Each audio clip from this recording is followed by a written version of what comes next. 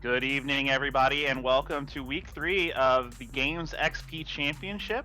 We have a good matchup tonight. We have the Furious Gents going against Schism Esports tonight. We are going to get ready and go into Champ Select. So on the blue side, game 1, we have Joester in the top lane for Furious Gents, Silver Nil in the jungle, Songless will be in the mid lane, S Commander at AD carry, and Weimel Ziggs will be supporting. On the red side for Schism Esports, we have V19 Torn in the top lane, Gaudier in the jungle, Dealin playing mid lane today, C9 Panda at AD carry, and Conqueror Bardo will be in the support role today. So I'm excited to get into this matchup. We have some technical difficulties coming out for Champ Select, so we're just waiting on the teams to ready up.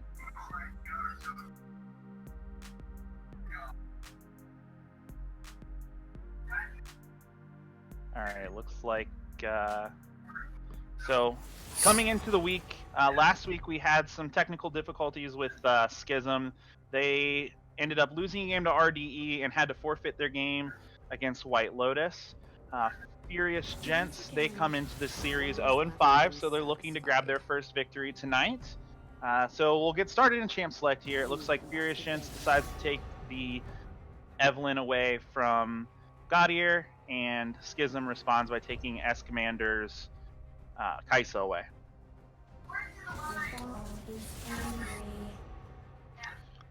Orianna taken away from Dylan. Dylan he plays a lot of Orianna. Orianna's a pretty strong champion at the moment, so good ban taken on the side of Furious Gents here.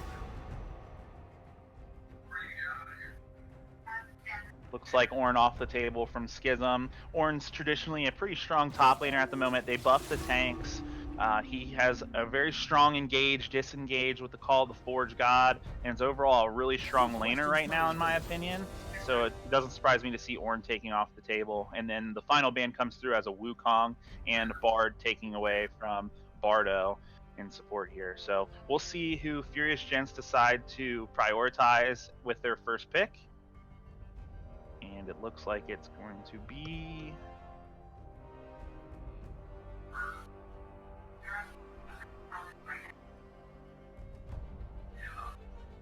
Maokai. I haven't seen Maokai in a hot minute. Yeah, Maokai's an interesting pick here. I know tanks are kind of gotten a buff, but Maokai itself didn't really receive a direct buff. And we see 19 Torn go ahead and grab that Mundo in response there. So we're going to have a tank versus tank wet noodle fight in the top lane. Always good to see Mundo, a very traditionally strong top laner as of recent, and even despite a couple of nerfs, the cleaver and a bit of changes to his ultimate, he's still very reliable, always able to get into the core of team fights and really keep himself alive throughout the thick of things.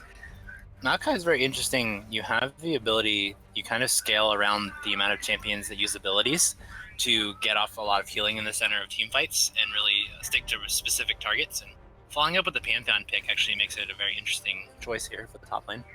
Yeah, so interesting here. We see the Echo coming through for the side of Furious Gents.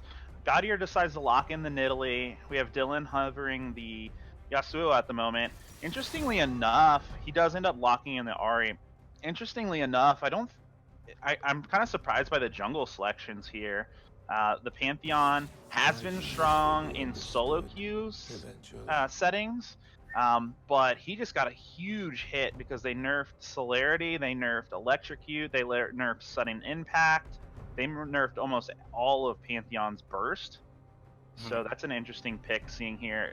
Interesting priorities by both teams, in my opinion. Right, Shane, we've seen a lot of the Pantheon pickup for the jungle on a lot of the previous teams and the previous casts that we've seen. And a lot of what Pantheon offers to teams comes with a lot of the compositions that you see that look to end games very early, and they look to sort of bring the aggression on top of the other team to get themselves that early lead.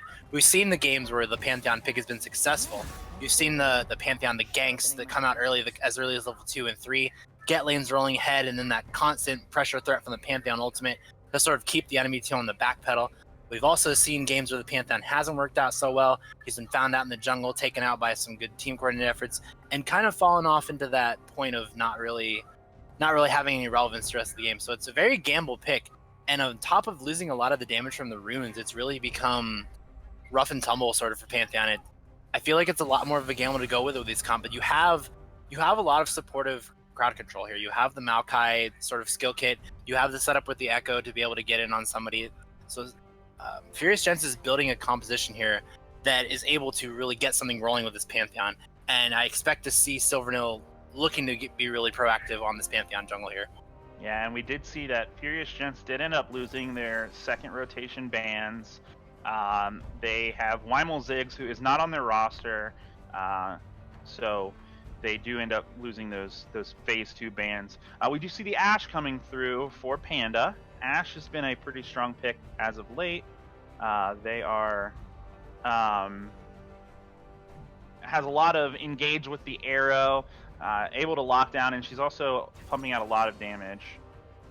Yeah, so Ashe has been definitely seeing a lot more popularity recently after the cheapening of AD carry items, and Ashe has always been a generalistically good AD carry pick.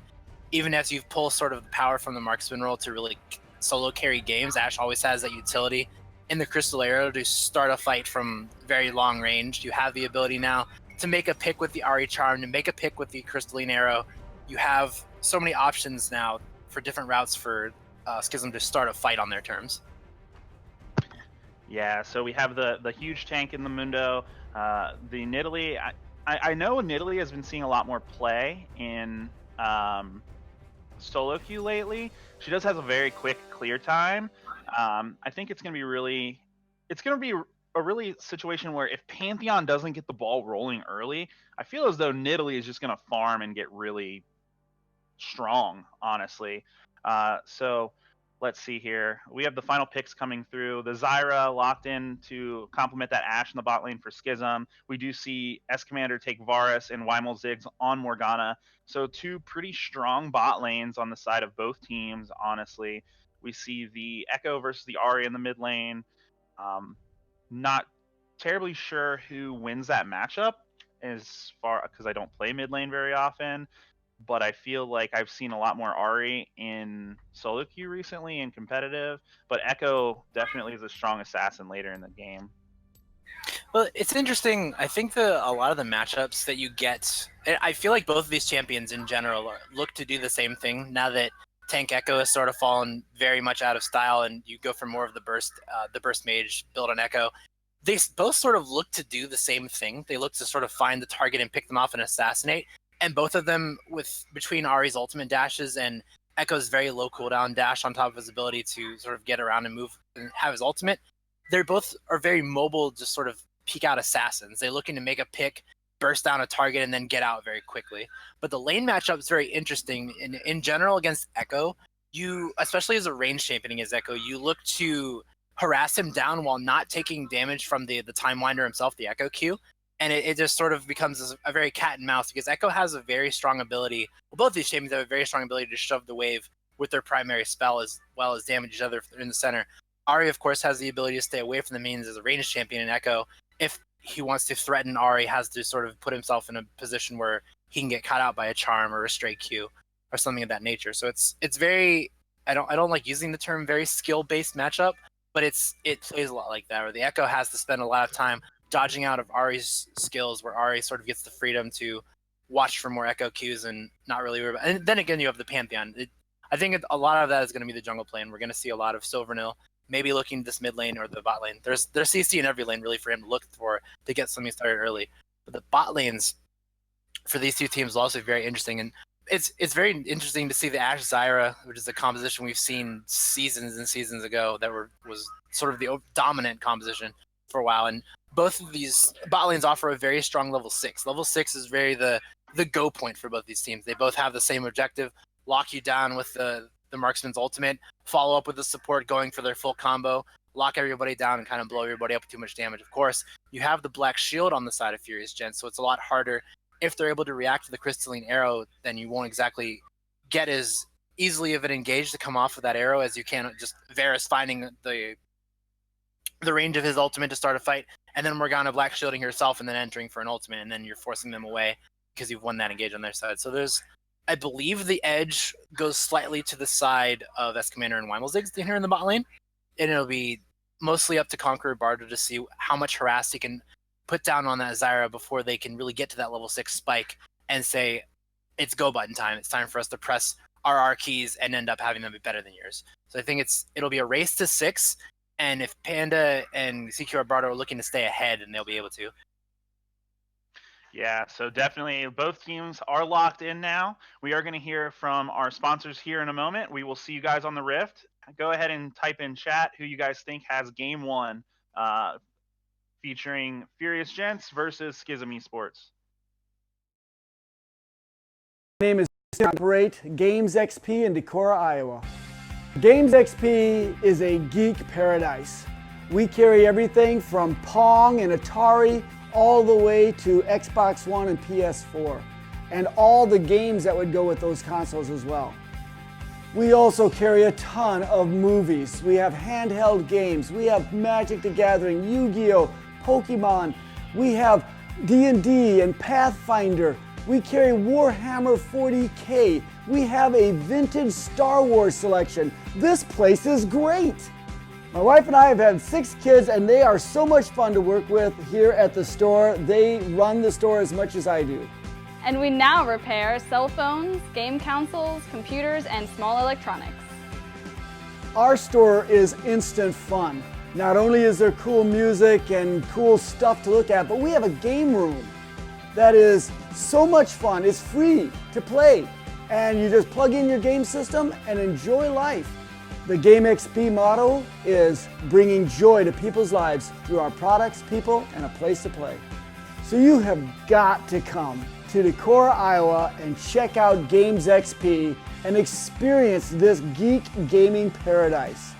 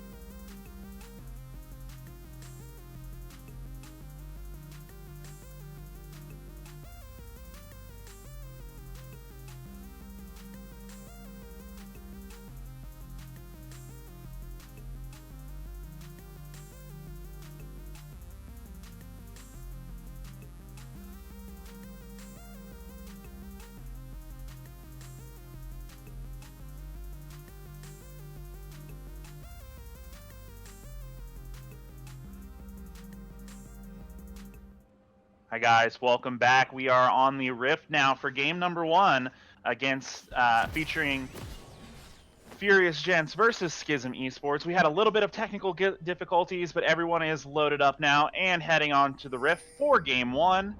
We do see some pings coming out. Looks like we're going to have some traditional 5 points here, so we might not see anything too exciting going on. Wymal Ziggs might want to buy some items here. Yeah, interesting. Interesting technique. Let's see if it pays off for her. 30 seconds until minions Of course, I like it when we work into this, when we just have the 5 set up there along the lines. We don't have to worry about any sort of early skirmish, because it's worked out oddly for a certain number of teams, but this is the more common thing that we'll see, to sort of set up along the lines and work on seeing some pathing. And the interesting thing about Nidalee is, despite especially with the early game nerfs to Pantheon's damage, it'll be interesting to see if Goddard is looking to get an invade around or something to get around on this Pantheon to try to get the 1-up on him and maybe take him out early. Because Pantheon, while notoriously having the ability to sort of burst somebody down, is not a very strong champion when engaged upon. After he's sort of burned his initial passive block, you can kind of beat him down pretty easily. Yeah, so we'll definitely pay attention to the jungler's pathing early in this game. It's going to be, like I said, I haven't really seen Pantheon since the nerfs to all of the runes that he uses, so it's going to be interesting to see if he's still able to just blow people up in the early game like he normally does. But it seems like both teams are doing a kind of standard start. Bot lane's leash for both teams, and the junglers look to kind of move towards the top side of the map, and we'll see them around level 3 up there. Yeah, I was going to say, we're going to scale on this action, and it looks like, I don't want to bring it up a second time, but it looks like Wymal's going to go with his original strategy. He's going to go the poor man's Morgana here. Yeah, I don't know. Maybe those items were too much. I know they did increase the gold on those items, so maybe she just decided, nah, I don't need them this game. We'll just skip them. A little bit of early action coming from Dylan. Definitely putting the nice little charm combo there on Songless, peeking through the means for the aggression. Didn't work out on him, like we talked about. Looking for a little more in these lanes. A lot of it's playing out. You see Dylan's kind of looking through here, trying to get it on Songless. Songless can't really return the Q through the minions, so it's a lot easier for Ari to set up that harass. But like we said, we're seeing Dylan in such a comfortable position through these minions that it's really, I feel like it's setting up a path for Silvernil to really look to this mid lane to get some early gank going on before 6. But again, we're going to have to see how it plays out. He has the corrupting push in for his mana, so he's able to do what he can to get around here.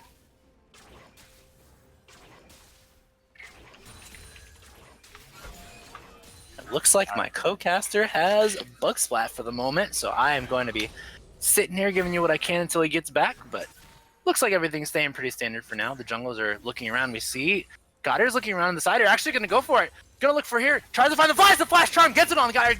Has the ignite down and gets the first blood. Takes it out immediately. Very nice early pickup for Schism Esports. All right, I think I am loaded back in. I just saw that first blood going over to Goddard, so I think we're actually good on the sync here. But yeah, we saw that.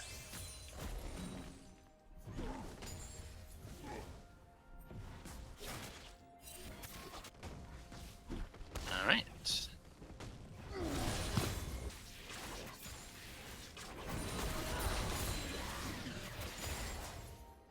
Looking for a little more on this thing. We're gonna send him back early in the bot lane. We've got a little bit of an early CS lead sitting in just about every lane here. Of course, Dylan's sitting up on the kill lead as well as, or on the assist lead, is sitting in a small CS lead. Panda's getting a little bit ahead. V19 getting ahead of Joester in this top lane. Everything looking to play pretty standard in Schism's hands right now. Yeah, looks good here. On the side of Schism here, we kind of talked about that early game aggression. It looks like Nidalee got the jump too, so that's going to put them in a good position. We'll see how the Pantheon is able to respond here and get him make an impact in this early game. Yeah, I was going to say it's sort of the opposite case. Well, not the exactly opposite case. You're not really looking for a stun or anything to come out of Nidalee when she goes for a gank. But Dylan finding a very nice angle to get the flash charm through onto Songless so that Goddard could find the easy spear into the follow-up for the kill. Burned both of his summoners to get the spill, but the gold he got for the first blood definitely more than made up for it. He picks up a Dark Seal and a Sapphire after this, but we see Silverno chilling here on the side. Yeah, he's looking for something in this mid lane. Gaudier is waiting for the counter gank. I think they both kind of have an idea that each other are in this mid lane here. We're just kind of a waiting game here. Both junglers are sitting there. Both mid laners are kind of have an idea that the other's there. So we'll see who decides to move first in this kind of stalemate in the mid lane. Oh, it looks like Dylan's going to path right into the the Pantheon here, able to get the charm. Pantheon, with that passive, blocks the auto attack and is able to walk out, and we just kind of have both parties walk away at that point. Yeah, a little bit of action. You saw Echo try to set up the parallel convergence there, but he was a little bit far away to really get anything to happen. Ari very mobile after you set up the Q with the free movement speed. I don't believe they've taken that away yet. He's very easily able to visit the flash. Well, the flash coming in from Pantheon, he gets the stun, but again, we see that damage is not very... There's not a lot of damage there on the side of Pantheon. Gaudier hits the spear, goes in, almost takes him down. The Ignite comes out from the side of Echo. Dylan is there. He just kind of ignored Pantheon and walked away. All right, so both champions go really low. We see the Ignite coming out on the side of Echo. Nidalee has to burn the flash. No kills go over to either side. Yeah, I was going to say, a very nice exchange. I believe Gaudier tried to put everything into that red buff and the electrocution proc to get the kill down on Songless before the parallel convergence shield would come up. And I believe when Dylan was coming over, he had just restored the mana coming out of his corrupting potion, and I believe he only had enough for a Q. Didn't really have much to offer to that fight, so he just wanted to kind of be there to show off his presence. Wasn't really able to give much to the fight to get either side off, and Silverno, of course, blowing his flash slightly earlier in the engage than he would have liked, or he would have been able to follow up and maybe throw that flash spear at Gaudier for the cleanup. But everyone's going to end up walking away. We're going to see a lot of burn summoner spells in this lane, so it's going to be a lot more interesting coming into 6. We see that Dylan's got his Ignite back up, and he's going to get his flash up before anybody else does here. But Songless will get it slightly after him, unless he goes for the immediate engage once it's back up. Yeah, so there's definitely been a lot of action in this mid lane. As it goes now, we see a slight CS lead in both the top and the bot lane for the side of Schism. Kind of even in the mid lane. The assist did go over to Dylan in that initial gank, and the 1 kill went over. The charm does come in, lands on the Echo. We see Gaudier pathing towards the mid lane once again here. S Commander and Weimel Ziggs are both taken pretty low here. Just that poke from that Ashe Zyra lane is just really taking its toll now. Ooh, we're gonna see the junglers. Oh, they're gonna back off. Yeah, we do see we see a little bit of action here. Echo is not there. I'm not sure what Silvernil was thinking there, but he kind of took that fight. Dylan was able to rotate quicker than Songless could even get to lane. We do see a little bit of trading going in the top lane here. Just, you know, both tanks are just going to be able to heal all that damage up, though, so we'll see how that goes here. But another kill going over to the side of Schism, this time going to Dylan on the Ahri. Oh, we do see the 6 hit from Ashe, but there's no follow-up there. Just kind of keep them out of lane. They're going to be able to get some damage down onto this turret and have a lot of pressure on this bot side of the map now. Yeah, this is definitely what they were looking for. We were talking about the bot lane specifically, looking to the Ashe Zyra. As we talked about the the level 6 sort of spikes on both sides, going to the Varus Morgana on their end. But the problem was getting to 6 and trying to not. Oh. We see Gaudier in the mid lane again. The flash comes out by Songless, barely escaping with his life there. And the camp is in session in the mid lane now. Gaudier is making his presence felt in that mid lane. Very nicely done. Definitely getting the flash to dodge the flash as well as the phase dive to dodge out both the charm and the pounce from the Nidalee, so he wouldn't have to take damage from either. Very nicely set up there. But as we were talking about in the spot lane, we see the Weimel Ziggs hasn't even hit level 6 yet. We were talking about the power of that Ashe Zyra bot lane to sort of poke out the Varus Morgana. They don't really have a lot of chip damage aside from the tormented soil from the Morgana. So if they're able to take them low and stymie them away from being able to just hit the go button level 6 because they're so low on HP that they can't make a fight happen, then everything sort of worked out for C9 Panda to shove them away and go back and buy some items so they can be ready for a proper level 6 engage here. Maybe even have the experience advantage this time. Yeah, and we need to see something out of the side of Silvernil here, or he's going to start falling behind. They do spot Gaudier out on these jungle wards, so they are looking to have a collapse here. The only problem is Nidalee is a very mobile champion.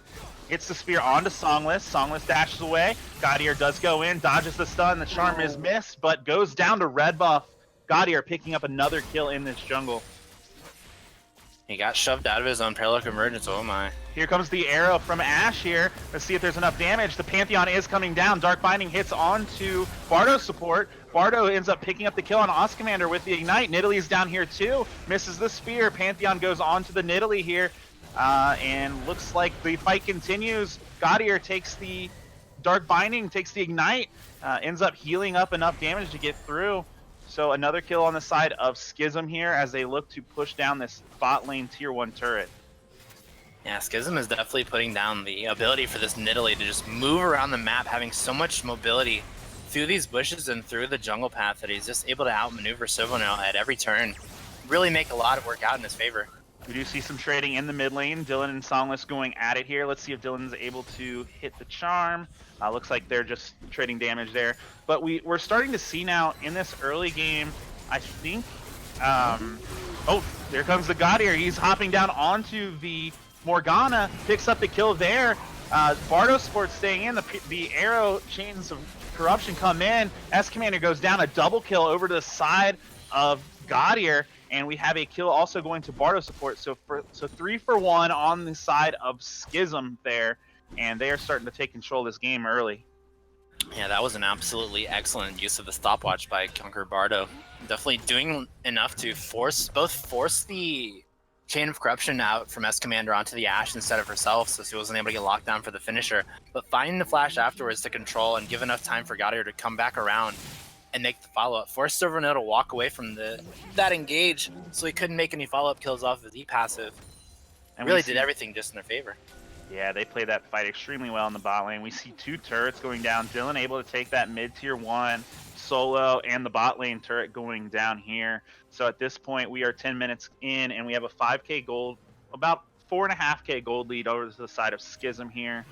At this point, oh, Songless was backing here. Dylan goes on him here. He does have the ultimate ability. I don't think Dylan's going to have enough damage to take care of that Echo. And he kind of got caught sleeping in that mid lane, kind of forced to burn his ultimate. We're going to see a little bit more as the rotations coming at SKZ. We see the arrow coming from C9 Panda here. There's a lot of CC chain here.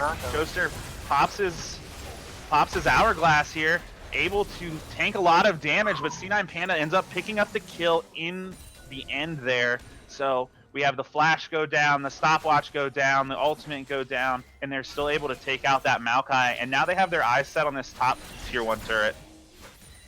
Yeah, they're going to move in. They're going to try to take their objective. They're going to get the last round out these top lane towers, and I don't know.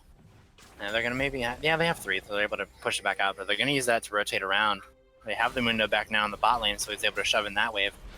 Really forcing Furious Gentz here to commit multiple members to whatever the objective they want to. We do see the Echo coming to contest this Rift Herald here. Gaudier misses the spear, but it does end up hitting the Pantheon. Bardo Sports in a bad spot, just ends up taking a spear to the face and dying there.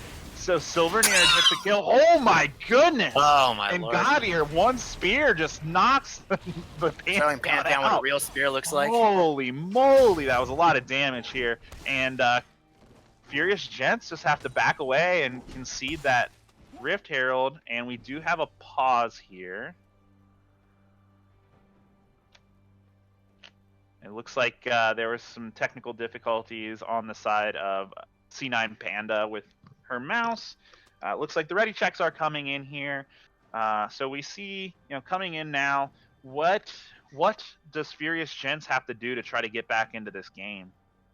It's going to be rough. They really have to play off of the Chain of Corruption here. The Varus ultimate they have to find picks, which is rough because...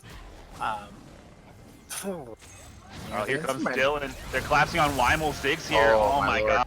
There's just so much damage coming out from both sides. Here comes the spear, almost takes out Songless here. Gaudier, is he able to get the kill? We do see Ahri ultimate in. Here comes the ultimate back from Songless, but he is going to go down to an auto attack to Nidalee here. So we just see so much damage coming out on the side of Schism. That Nidalee 6-1. Dylan in the mid lane on the Ahri 2-0-3 here. There's a lot of damage coming from these AP carries. And they have their eyes set on the S-Commander. Here comes the arrow from the Ashe here. There goes S-Commander, goes down to C9 Panda. And here we see the top lane turret going to fall for Furious Gentz. Yeah, if you didn't know any better, you would think that Nidalee was just an AP assassin at this point. Just absolutely finding a spear from so far away. Just launching herself into the thick of fights and making someone absolutely disappear. It's really just like you're playing Evelyn, except just a cat. Yeah, the cat version of Evelyn, and we do know that Gaudier loves to play Evelyn. It's pretty much permabanned against Schism here, it looks like he might be adding another champion to ban onto the list because he's having a great performance now. We see the Sunfire Cape finish on Mundo. We do see the mid laners both taking their Sorcerer Shoes. Here comes Pantheon. He has Zysets on Dylan. Dylan hits the charm there and almost one-shots Pantheon. I think Silvernill's going to have to think twice about going aggressive onto Ahri now. Yeah, we're looking a lot towards the... We're talking a lot about the Pantheon now, the sort of the paradigm of Pantheon to either find those early ganks and get them off or sort of tick-tock on the relevance clock. And it's looking rough for Silverknight here. He doesn't have the ability. He just has the Warrior Enchant as well as the mobility boots.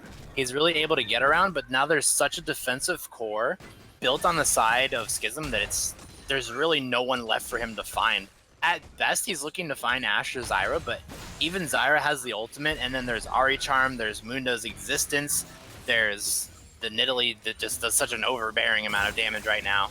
It's really rough for him to find an opening, and for this team to find an opening in general is going to take a lot, and I'm not a fan of talking of impossibility, but it's as long as Schism Esports is looking to sort of stay grouped and stay able to keep an open field of whatever they're able to engage with. These crystal arrows out of C9 Panda have been absolutely beautiful. Finding the right targets, just starting the fight completely on their terms and deleting them off the map. Doing a great job. We do see the Rift Herald popped for the side of Schism. They're eyeing down this tier 2 turret.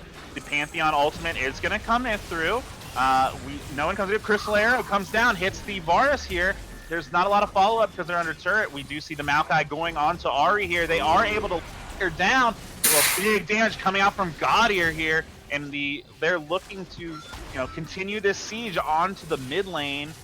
But that's something that we see in the side of Furious Gents. If they get this team comp going, they can lock down a target and blow them up. They have so many ways to CC them, so they might be able to start picking these players off in these fights. Right, I was gonna say, even Dylan, who had the access to all of those dashes, was able to stay locked down long enough to even find. You have the power of the Varus, the Morgana binding the Maokai lockup. So anybody that stays around on the side, that's sort of in that assassin position where Dylan was trying to look for a pick on the side, when he got caught, it was so easy for Furious Gents to have enough to pour onto one target. But the problem is that there's still multiple threats. It's not literally all of the kills being poured into Gaudier, where you could say, hey, Gaudier jumped in on Nidalee, now we can lock him down and try to run him over. Oh no. S-Commander a little bit out of position here, used the Chain of Corruption here.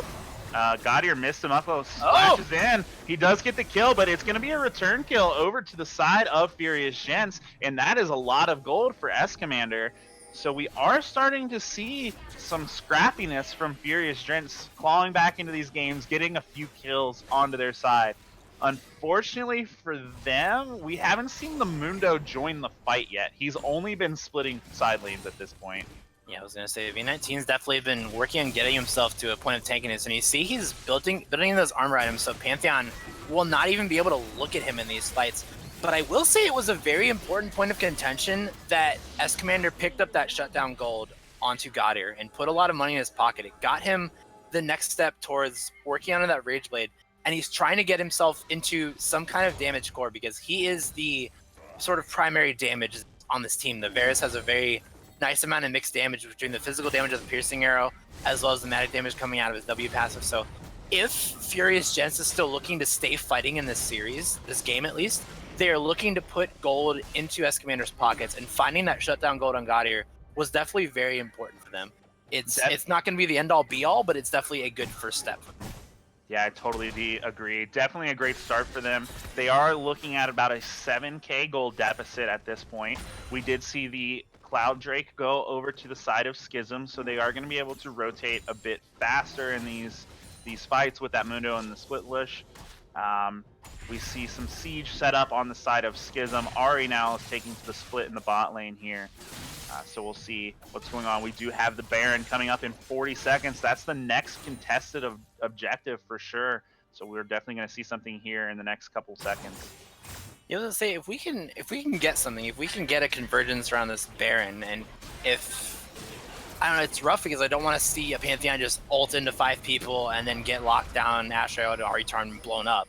But At the same time, I want to see an opening, perhaps off the Maokai ultimate. Here comes the crystalline arrow onto the Varus. S-Commander just gets obliterated here, and that's not what you want to see from the side of Furious Gentz. They have their eyes set on here. Here comes this Grand Skyfall from the Pantheon, more of a defensive ultimate to try to clear the wave, I guess. But he is just getting chain CC'd and obliterated again. There's just so much damage coming from. Here comes the ultimate from Joester. See a re-engage here into 5 of them here, but Panda is on the outside of the fight, just pumping out damage. Dylan comes in, picks up the kill on Weimelzig. Songless gets the ignite onto her, flashes over the wall. Panda picks up another kill here, and they have their sights on the base of Furious Gentz. Yeah, absolute domination coming out from the side. Just one pick after the other, and that's what we talked about with this comp. The power of that Ash Arrow, even if Panda wasn't sort of the primary damage dealer, even if Gaudier and Dylan are kind of putting on their damage show, Panda says, hey, if I want to start a fight, I'm going to look at this guy and I'm going to shoot an arrow at him. And that just immediately, even the close range stun, which I believe is something like 1.25 seconds, was enough for him and Gaudier to absolutely wipe S-Commander out of that fight. Then they just kept going, and I believe there was a bit of miscommunication potentially on Furious Gent's side to sort of send that Pantheon in and then the Maokai ultimate in afterwards, because I feel like if they had found a catch off of the Maokai ultimate into the Pantheon, they may have had enough with the tankiness of the Maokai inherently to lock down somebody and at least put enough damage on them to get them out of the fight. Maybe even a primary target like Dylan. But I think that sort of the timing of sending their members in one at a time really didn't work out for them and get them to the point where they could even get ahead in that fight. Yeah, I'm not sure if it was a desperation play or just kind of a lack of communication from the side of Furious Gentz. But you know, kind of early in this game, we noticed both teams have a similar play style. They want to chain CC one member and kind of blow them up and kind of take that advantage there. We've just kind of seen Schism execute it a little bit better this game. Yeah, I was gonna say, I definitely wanted to see a little more action out of Joester in particular. The Maokai ultimate is such an underrated tool, especially against these siege teams who just look to kind of stand at a certain point and say, we're gonna harass you from right here and you can't deal with us. To have sort of that Maokai flank in, find some place where they may not have a perfect vision to just sort of bring in Maokai ultimate in and maybe layer a Pantheon ultimate on top of that. That's something, oh my lord. Here we see another fight breaking up in the top lane. They do take the turret down. Here comes the wet noodle fight in the bot lane. Pantheon Grand Skyfall coming in, gets onto Bardo. Bardo with the knockup here. We see Panda's still alive, pumping out damage, able to pick up the kill onto the Pantheon here. Now we see the Mundo coming in. Looks like Joester is going to be able to get his ult off. Dylan is able to pick up that kill. They are just breaking the base now. So we saw kind of, you know, 2 last-ditch fights on the side of Furious Gentz. Not able to take that out here. And it looks like this game 1 is going to go over to the side of Schism. Yeah, they really... Gaudier says he wants one more kill. Actually, he's going to dive the fountain. And he ends up dying for it. All right, kind of a clown got back. They're playing for the KDA here. All right, and they do end up taking the Nexus. So game 1 goes to Schism Esports in a dominant fashion here. 22-minute victory, 16K gold lead. So very strong performance on their side. Who do you think had the most impact in that game for the side of Schism? I'm gonna have to very easily give that to Gaudier. Definitely silenced a lot of my, not doubts about Nidalee, but sort of my skepticism on the Nidalee pick. And definitely looking at the power of that early game and just sort of finding those clutch spears. The very first play came off of, it was very important to Dylan set up the very first gank with the flash charm, but immediately afterwards you saw a lot of very immaculate play from Gaudier, just taking that first kill and just absolutely running around the map with it, doing everything he can, keeping Songless so absolutely locked down in this mid lane that he couldn't really afford to take a step forward. Yeah, definitely. And I would have to give some credit to the side of Panda. She was able to place her ults very well and just get these fights started for Gaudier and Dylan here. But definitely a great game, a great performance from the side of Schism. We are going to take a short break and see if Furious Gentz can come back and send this to a game 3.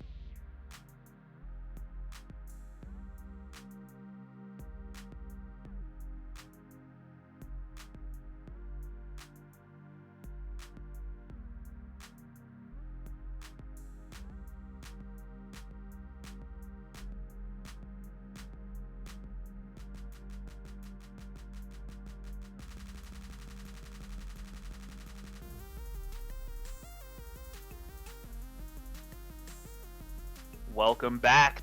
We are getting ready to get into Game 2 of Furious Gentz versus Schism Esports here. So after that Game 1, we did see quite a dominant performance from the side of Schism. What do you think Furious Gentz has to do to get back into this series? Honestly, it's a rough call because I don't feel like Furious Gentz made any improper champion picks. I don't think the drafting was really their issue. And I know they were down 2 bans due to whatever circumstances ended up, so they weren't able to maybe take away as many problem champions as they wanted to. But regardless, I think what they're looking for is to maybe hand a little more respect to Gaudier. And you see him a lot in these Evelyn games, and you see him a lot in these champions that he's played. He's really been the catalyst for a lot of the early game sort of aggression and movements that come out of the Schism team. So I think that either keeping better tabs on him in the jungle, trying to keep maybe some better vision and awareness of where he is, or at the same time just playing a lot more defensive, not trying to take any risks to really open yourself up to any jungle aggression. Because while you did see Dylan definitely looked very comfortable on his champion pick as well and was not afraid to turn the heat up onto Songless and really burn him out of lane a little bit, so he wasn't able to fight back on that Echo, which is already a relatively difficult matchup for Echo. But regardless, the bot lane matchup was sort of interesting to watch go back and forth, and I believe Pan and Baro did a very nice job of putting on their harass. But I definitely believe the catalyst here is going to be Gaudier, and you're not going to want to see him on these early game champions and give him an out to make moves. And I believe that on the part of Silvernail, you're going to want to see maybe a more defensive pick that's really able to say, hey Gaudier, I see that you're moving around the map, and I'm either going to try to do what I can to counter gank you, or not leave such openings on my team that you can sort of pick in and get in where you want. Yeah, so we do see the same bans coming from the side of Schism.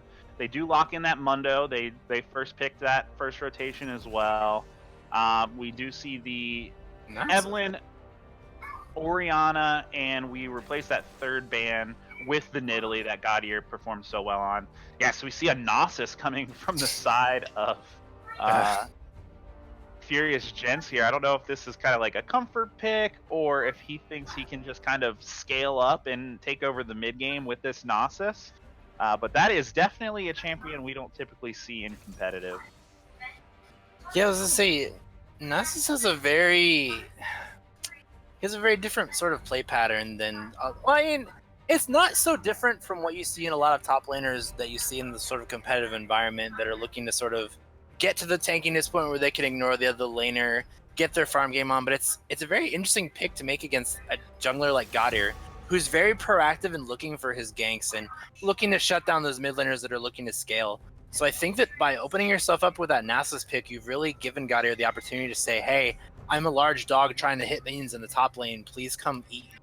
And especially with the Mundo Cleaver and the ability to sort of walk in a lot of early game damage, it could be very detrimental to Joester to have to worry about those ganks coming in. So it's a very interesting pick, and I believe that there are things that you can do with it, but it's just an interesting pick. I think they kind of realized that game 1, top lane was kind of on an island. There wasn't a lot of action in that top lane, basically because it was kind of just a 1v1 game all lane long. So I think they're trying to pick this Gnosis here to, if that's the same case in game 2 here, Gnosis is going to be able to stack up without too much pressure. The question is that going to be the same call here? I think seeing the Gnosis automatically kind of puts a target on the top lane's back here. Right. But talking about the picks here, we see the Twitch coming out for the side of Schism, along with the Zyra, and the Ashe Morgana coming over to the side of Furious Gentz here. It'll be interesting to see if Twitch does end up going into the 80 carry spot, because he has been known to go into the jungle. Yes, Twitch jungle is definitely a thing. I was thinking it too. As soon as I saw it on Gaudier's spot, I was thinking, is this actually going to be a Twitch jungle? And I think an equally interesting, Songless, of course, is a very notorious Morgana main and very proficient on the champion. So the Morgana being picked early actually ends up being a flex pick for this team. So it'll be interesting to see if they end up going for Songless on this Morgana, and maybe try to put Wymel on something different, or see how it ends up going. Yeah, so we have a couple of champions that aren't typically known as a flex pick, as we do see the Karma come through here. So now we have two flex-ish support champions. Karma has been known to go mid, has been known to go support, and from time to time actually has been known to go top here. So I think you are right. I think Songless, we might see Songless on his Fabled Morgana. Yeah, I was gonna say it's very interesting. You saw it in the last series with the not done as proficiently with the Lucian, but you have sort of the double support composition here with the Morgana and the Karma. You give a lot of it's not so much as you give a black shield and you give another shield to a champion. It's the other thing those champions offer for the utility in their kit. You have the lockdown from the Morgana, you have the movement speed and the ability to lock down a single target from the Karma. So these champions that are supporting and giving utility to this solo carry on this Ashe, and even the Nasus, if he's able to get to a relatively respectable mid-game spike, having a Nasus that gets movement speed is very, very scary reality, honestly.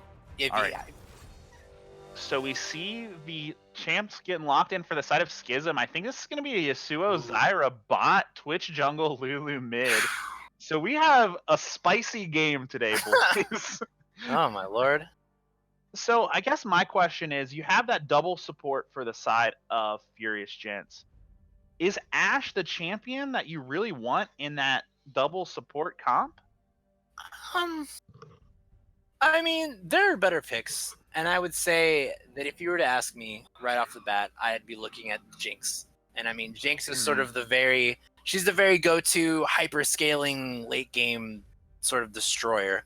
But I don't know. I don't think that Ashe is necessarily a bad pick for this. Do I think I would put her in my top 3 for marksman to give double support to? Probably not. Maybe top 5.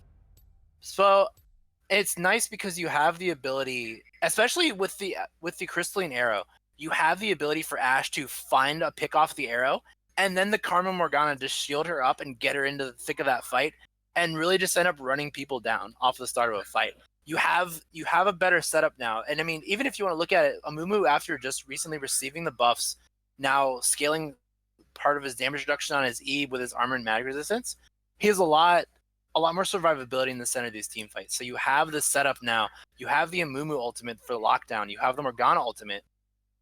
You go for the Karma, and you sort of have that dual utility of the Nasus sort of still being a solid frontliner for you. Even if Nasus doesn't get to that super scary late game monster sort of comp, he's still a relatively respectable frontliner for this Ashe to sort of get by everybody. The problem, of course, is this Zyra Yasuo. And of course, honestly, you look at it either way, you have double support for the Yasuo Twitch just as much as the double support for the Ashe. Zyra, of course, not exactly a traditional support, but having a knock-up and a snare in her kit makes her enough of a support for the Yasuo to go in off of an AoE knock-up. Yeah, so I mean, both comps are built similarly here. We have the double support coming through.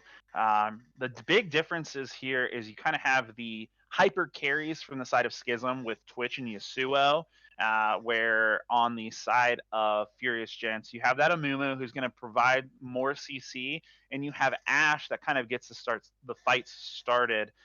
My only concern from the side of Furious Gents is there going to be enough damage in these fights to get through the Lulu, to get through that Mundo, because Mundo is going to be a big meat shield unless he falls behind early in this game. Right. It's rough because you usually want to see with the Amumu, and a very long unnoticed part of Amumu's kit since his buff is the change to his passive, where auto attacking champions grants the additional magic damage dealt from your teammates. 10% of that gets converted to true damage. So you typically want to see Amumu in a very more magic damage oriented composition. Something like a Kaisa or a Varus as your marksman is typically what you want to go for to really get the most use out of that amplified damage off of the Amumu passive. So not utilizing that is going to take a little bit of a hampering to the overall damage of this team's comp. So it'll be interesting to see if Furious Gents can pull together, really utilize the power of this Morgana Black Shield, and get their comp rolling to the point where they can say, hey, we have an Amumu Nasus frontline, Morgana Karma trying to play in the mid lane to keep our Ashe safe, and then Ashe sniping people down from the back. Or if Twitch Yasuo is going to end up tearing them open. Yeah, so we do see both comps coming through. We are going to take a short break here and hear from our sponsors. In the meantime, we have 13 minutes left. Go ahead and get your bets in for this match. If you think Schism is going to win this one, go ahead and put bet for Schism. If you think Furious Gents are going to make the comeback reverse sweep, go ahead and lock in your bets for that. We'll be back on the Rift in just a few moments. My name is Tim Borseth, and I own and operate Games XP in Decorah, Iowa. Games XP is a geek paradise. We carry everything from Pong and Atari all the way to Xbox One and PS4, and all the games that would go with those consoles as well.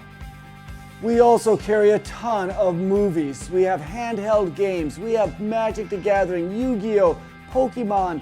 We have D&D and Pathfinder. We carry Warhammer 40K. We have a vintage Star Wars selection. This place is great.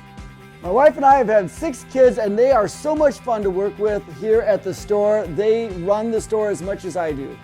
And we now repair cell phones, game consoles, computers, and small electronics. Our store is instant fun. Not only is there cool music and cool stuff to look at, but we have a game room that is so much fun. It's free to play, and you just plug in your game system and enjoy life. The Game XP motto is bringing joy to people's lives through our products, people, and a place to play. So you have got to come to Decorah, Iowa, and check out Games XP and experience this geek gaming paradise.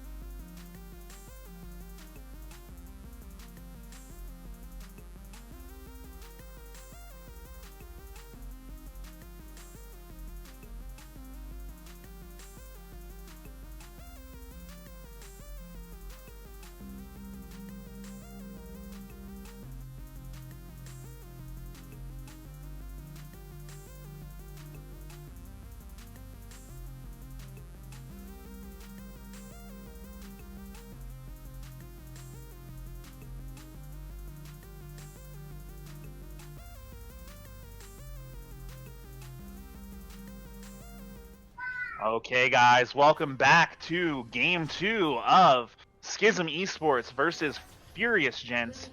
We do see the teams kind of lining up here. We see a little bit more of an aggressive start from the side of Furious Gents. We're going to see if there's going to be some action here. They're not spotted out yet. Little cheeky invade here. Yeah, I was gonna say they're looking to. They have the power of the Morgana bind. They're really trying to utilize that, and they. Other than that, they just have a lot of poke. I think They just do to start spot with the Gaudier and the Mundo going into the jungle here. We see the Morgana trying to collapse down. Just a little bit of vision put out on the side of Schism. No response from the side of Furious Gents, though. Interestingly enough, you kind of had expected them to get some of that bot lane or bot jungle vision themselves. So a nice ward place from Schism. They're just sort of looking to keep things easy here. Goddard was looking to get a little cheeky off the red buff, but of course getting spotted there. I mean, he's got to go for the back off, but it still puts him around. If you go for that red buff, it still puts him around to. We really got to make sure we watch this top lane to see if he doesn't go for the very twitchy level 2 play to try to get up on that top lane and see if he can catch Joester being a little too comfortable. Yeah, so interesting enough, Dylan did spot that ward and get an auto attack on it. So I think Gaudier might try to wrap around through Try and try to take this red. He does have vision of the to that red buff, so we'll see where he decides to path from here. But we do see the lanes kind of starting out in even fashion here. So, coming back into this game, on the side of Furious Gents, what do you do this game to try to push it to game 3?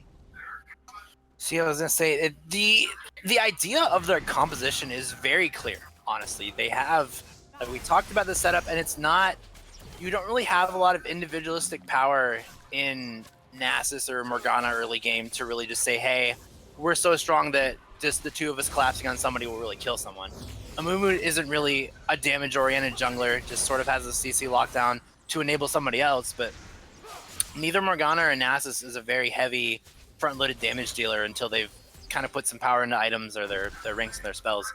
So I think we're just looking for a very calm game out of Furious Gents, I believe. I believe they were just content on playing champions that can scale a bit well with farm.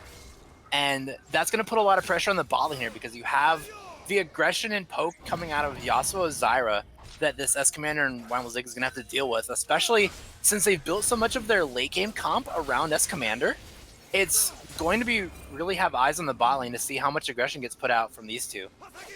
Yeah, so I think this game we're in kind of for a slower pace game. Both teams kind of want to wait, let the Yasuo, we do see a miss Q on the side of Silvernil here. That didn't connect. Oh, man. Yeah, he was a bit far out there. I think he kind of went too early on that Q. We do see C9 Panda going aggressive onto this bot lane here.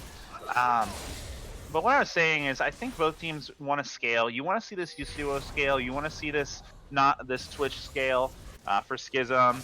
And similarly for the side of Furious Gents, you want this Ashe to be able to scale up, get some damage items. And you want this Nasus to just stack up and get to be this beast in the mid-late game. Yeah, this is definitely more of the traditional, the very traditional old school style of fighting that we want to see, where we just want to see teams kind of beef themselves up and get into really chaotic late game fights where you just see the beefy front lines dealing damage and then the carries coming in the back of the Twitch.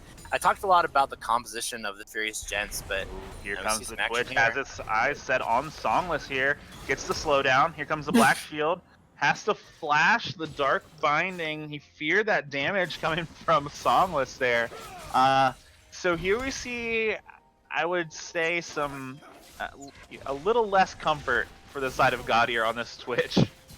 Yeah, I would say he went for the initial slow, and I think he respected the damage of the Morgana combo, because if he'd found the binding, I would say he immediately would have been Ignite auto attack and then put the Tremendous Lunder, which does more damage as you're missing health. And I definitely would have believed that would have been enough, even through the Lulu shield, for him to probably go down there. So it was a very respected given flash. So you do see the Amumu is going to start to get a decent lead in this jungle, at least early here. The problem with Twitch jungle is if you don't get that early level 2 gank off, you have a hard time clearing your jungle. So you tend to fall behind quite hard here. Right, definitely has that, I don't hear it very often, but I like to call it the Shaco syndrome, where you immediately go from a camp, try to kill somebody, and you kind of get yourself ahead with the money that you just killed somebody with. And if you don't have that money, then you just have a big hole in your pocket. And jungle camps really don't like seeing that hole in your pocket and just kind of beat you up for it. So Exactly. It's getting outpaced by an Amumu jungle who isn't very notorious for his very quick clears. He's able to sort of deal a lot of damage to the AoE camps. The Raptors, the Krugs are very notorious for him to take down. But falling behind to the sort of not very fast speed of the Amumu jungle really puts you in an odd position, because Amumu will scale very well into the mid game. The power of his E, the Tantrum, which lowers its cooldown each time he takes damage, on top of reducing the damage that he takes, makes his damage output in fights very, very significant in that mid game spike. Yeah, and I think it's kind of a race here. You have Schism that's kind of racing towards late game, whereas Furious Gents, I think they're looking to spike more towards the mid game. So if Furious Gents gets ahead early here, gets to that mid lane and is able to mid game and is able to kind of take over in the mid game, I think that's kind of their win condition here. But Yeah, that being said, I think it kind of puts them on a timer at that point. We do see the Dark Binding coming out from Songless. Gaudier is here, does a couple auto attacks, but isn't able to do much through that shield, that that Black Shield to Morgana. Yeah, I was gonna say we're just kind of seeing a lot of people get pressed away, and I think I definitely agree with the statement about the timer, but I think that they maybe have Joster sort of as their backup plan for the answer to that timer. If he's able to, and I mean, you're seeing it. You see Gaudier is putting a lot of. As they take the dragon here. Yeah, they kind of just go here. So Solid splashes in, gets the damage going out here. It looks like First Blood is going to go over to the Ashe onto S Commander. We do see 2 kills coming traded over for that Cloud Drake. So not the best trade for Schism, but definitely what you want to see on the side of Furious Gentz. Songless with an absolutely massive play out there. That binding hit, or that Soul Shack play, I believe 3 people? Yeah, or and 2 of them were able to flash that at safety, and 1 still got stunned off the end of that. Right, and there you see is that comfort on that Morgana. He's definitely displaying his expertise on that champion, at least in that fight. Right, there was no hesitation. You saw, I didn't believe I didn't catch the end of the vision they had, but the sort of reaction time for Songless to immediately see himself into the center of that fight, and ooh. Joyster's going really slow in this bot lane, kind of getting bullied out by Torn in this top lane. He's sticking around though. I don't know how smart this is. Because yeah, see, Mundo could easily go for the ultimate here. Yeah, the Mundo has the ultimate. I think Mundo's just waiting to hit one of those cleavers. If he were to hit one of those cleavers, I 100% think he would have dove there. But it looks like Joyster is going to be safe. He's going to go ahead and no, he's not going to back. So the tank's just going to kind of heal up and keep doing what they're doing for the last 2 games. Oof. Gaudier's having a rough time in the jungle right now. Boss battle with red buff. Right. So you see the Amumu, he's been level 6. Gaudier's just hitting level 5 off of that red buff. So not only is he down in the CS, but the experience, it's going to be really rough for him to get back in this game. And it's going to be a long time before he's relevant now. I would say even the fights that he can get into, the nice power of the Silvernail that Silvernail's got on this Amumu now that Schism has built sort of this composition where Twitch and Yasuo are their primary damage dealers. They're both, technically with Yasuo, they're both auto attack based physical damage dealers, and that gives Amumu a very easy build path to go into just straight armor. Having the Thornmail access and having the armor and the physical damage reduction off of Z passive is very, very nice for him to stick to these fights and really not take a lot of burst damage from these 2. Yeah, definitely. Amumu's gonna just get tankier and tankier as we move forward. We do see he elected to go right into that Thornmail before even going into Cinderhulk here. So has a really good understanding of what Schism is trying to do with their team comp and is already countering it. So I do like that early Bramble Vest buy before even going into the Bomby Cinder. You know, say it's very noteworthy that he's looking to skirmish in these fights, because a very important part of Amumu that just got buffed in the latest patch. The physical damage reduction that Amumu gets off of his E now scales with 3% of his bonus armor. So actually building into armor early ends up giving you more straight up damage reduction on top of that. Ooh, we do see the miss from the Crystalline Arrow. S Commander just went right through the uprights there and missed both bot laners for Schism. The good old field goal. And they are they're really good at field goals here. But we do see the Amumu is kind of lurking in the bush here. I think he's just waiting for that for Panda to go a little bit aggressive here. You do see the Ashe kind of baited that. Here comes Gaudier in the top lane. Does hit that 6, pumps a lot of damage into the Gnosis, but it's not enough. Gnosis is able to pump his ultimate, get his heal back up here, and get ready to kind of just back here. The Mundo ultimate comes out. They are turning their attention to the turret. So some big damage on this turret in the top lane. He might be able to take this. I think he might actually take it, especially if Gaudier comes back. Yeah, because Joster does not have his teleport available to him. So they are going to end up taking this first tower in the top lane, and that is going to push them into the lead in gold now. But we see Silvernil is in his bot bush. Q's a minion here. Kind of whiffs. Okay. Well, they do end up taking the kill in the bot lane here. Megardo is going really low. Weimel Ziggs picks up that kill with the Karma burst there. So A little over-aggressive from the side of Schism. Good job on Silvernil for staying patient. He's been hovering around this bot lane for a few minutes, and it finally pays off for him. Yeah, they're definitely looking to get early ahead. Now their composition is really working out for what they want. They have the 202S Commander now. He's built it, and I believe he is sitting on the money for the Blade of the Ruined King, and most likely going into the 2 boots afterwards. He's putting himself in a very good position, and now we're seeing going into that 12 minutes, they've put themselves in a nice little gold lead. They've got the money in the right places. Their tank is going to be very spendy, not very spendy, very thrifty. Their carry is going to be very far ahead on a finished item in their boots. They're going to look to converge here, and they have a very strong Songless. He's 0-2, and he's going to finish into his last chapter item right afterwards. So even with Joester a little bit behind in this lane now, down about 30 CS, they have the core of their team being built just the way they want it to. They have their frontline tank. They have both of their supports at a very good point, and S Commander is at a very comfortable point as well in his build. Yeah, definitely what you wanted to see from Furious Gents here. Now they just have to really convert this mid game. They're hitting their power spikes now. That Ashe is at that Blade of the Ruined King. We see the Amumu finishes off the Ninja Tabby and has that Bomby Cinder. So this is where they want to be right now. So let's see if they can capitalize it and really look to kind of close out this game. Yeah, we're going to see they're going to go for the next dragon here. It's an Inferno. They definitely want to make a fight here. Nasus can teleport in. Nasus is teleporting in here. The Amumu's not here yet, though. So let's see. Oh, we do see Songless goes in, hits the Soul Shackle. Oh, wow. Panda goes down here. Joyster onto the back line here. We do have the... Oh, what a great hook into by the Amumu here. Does he still have ult? No, he doesn't have ult yet. All right, so all in all, Bardo's going to go... No, I think Bardo survives there. It looks like... Oh, no, Bardo did go down. Oh, the minions were just too strong for Bardo.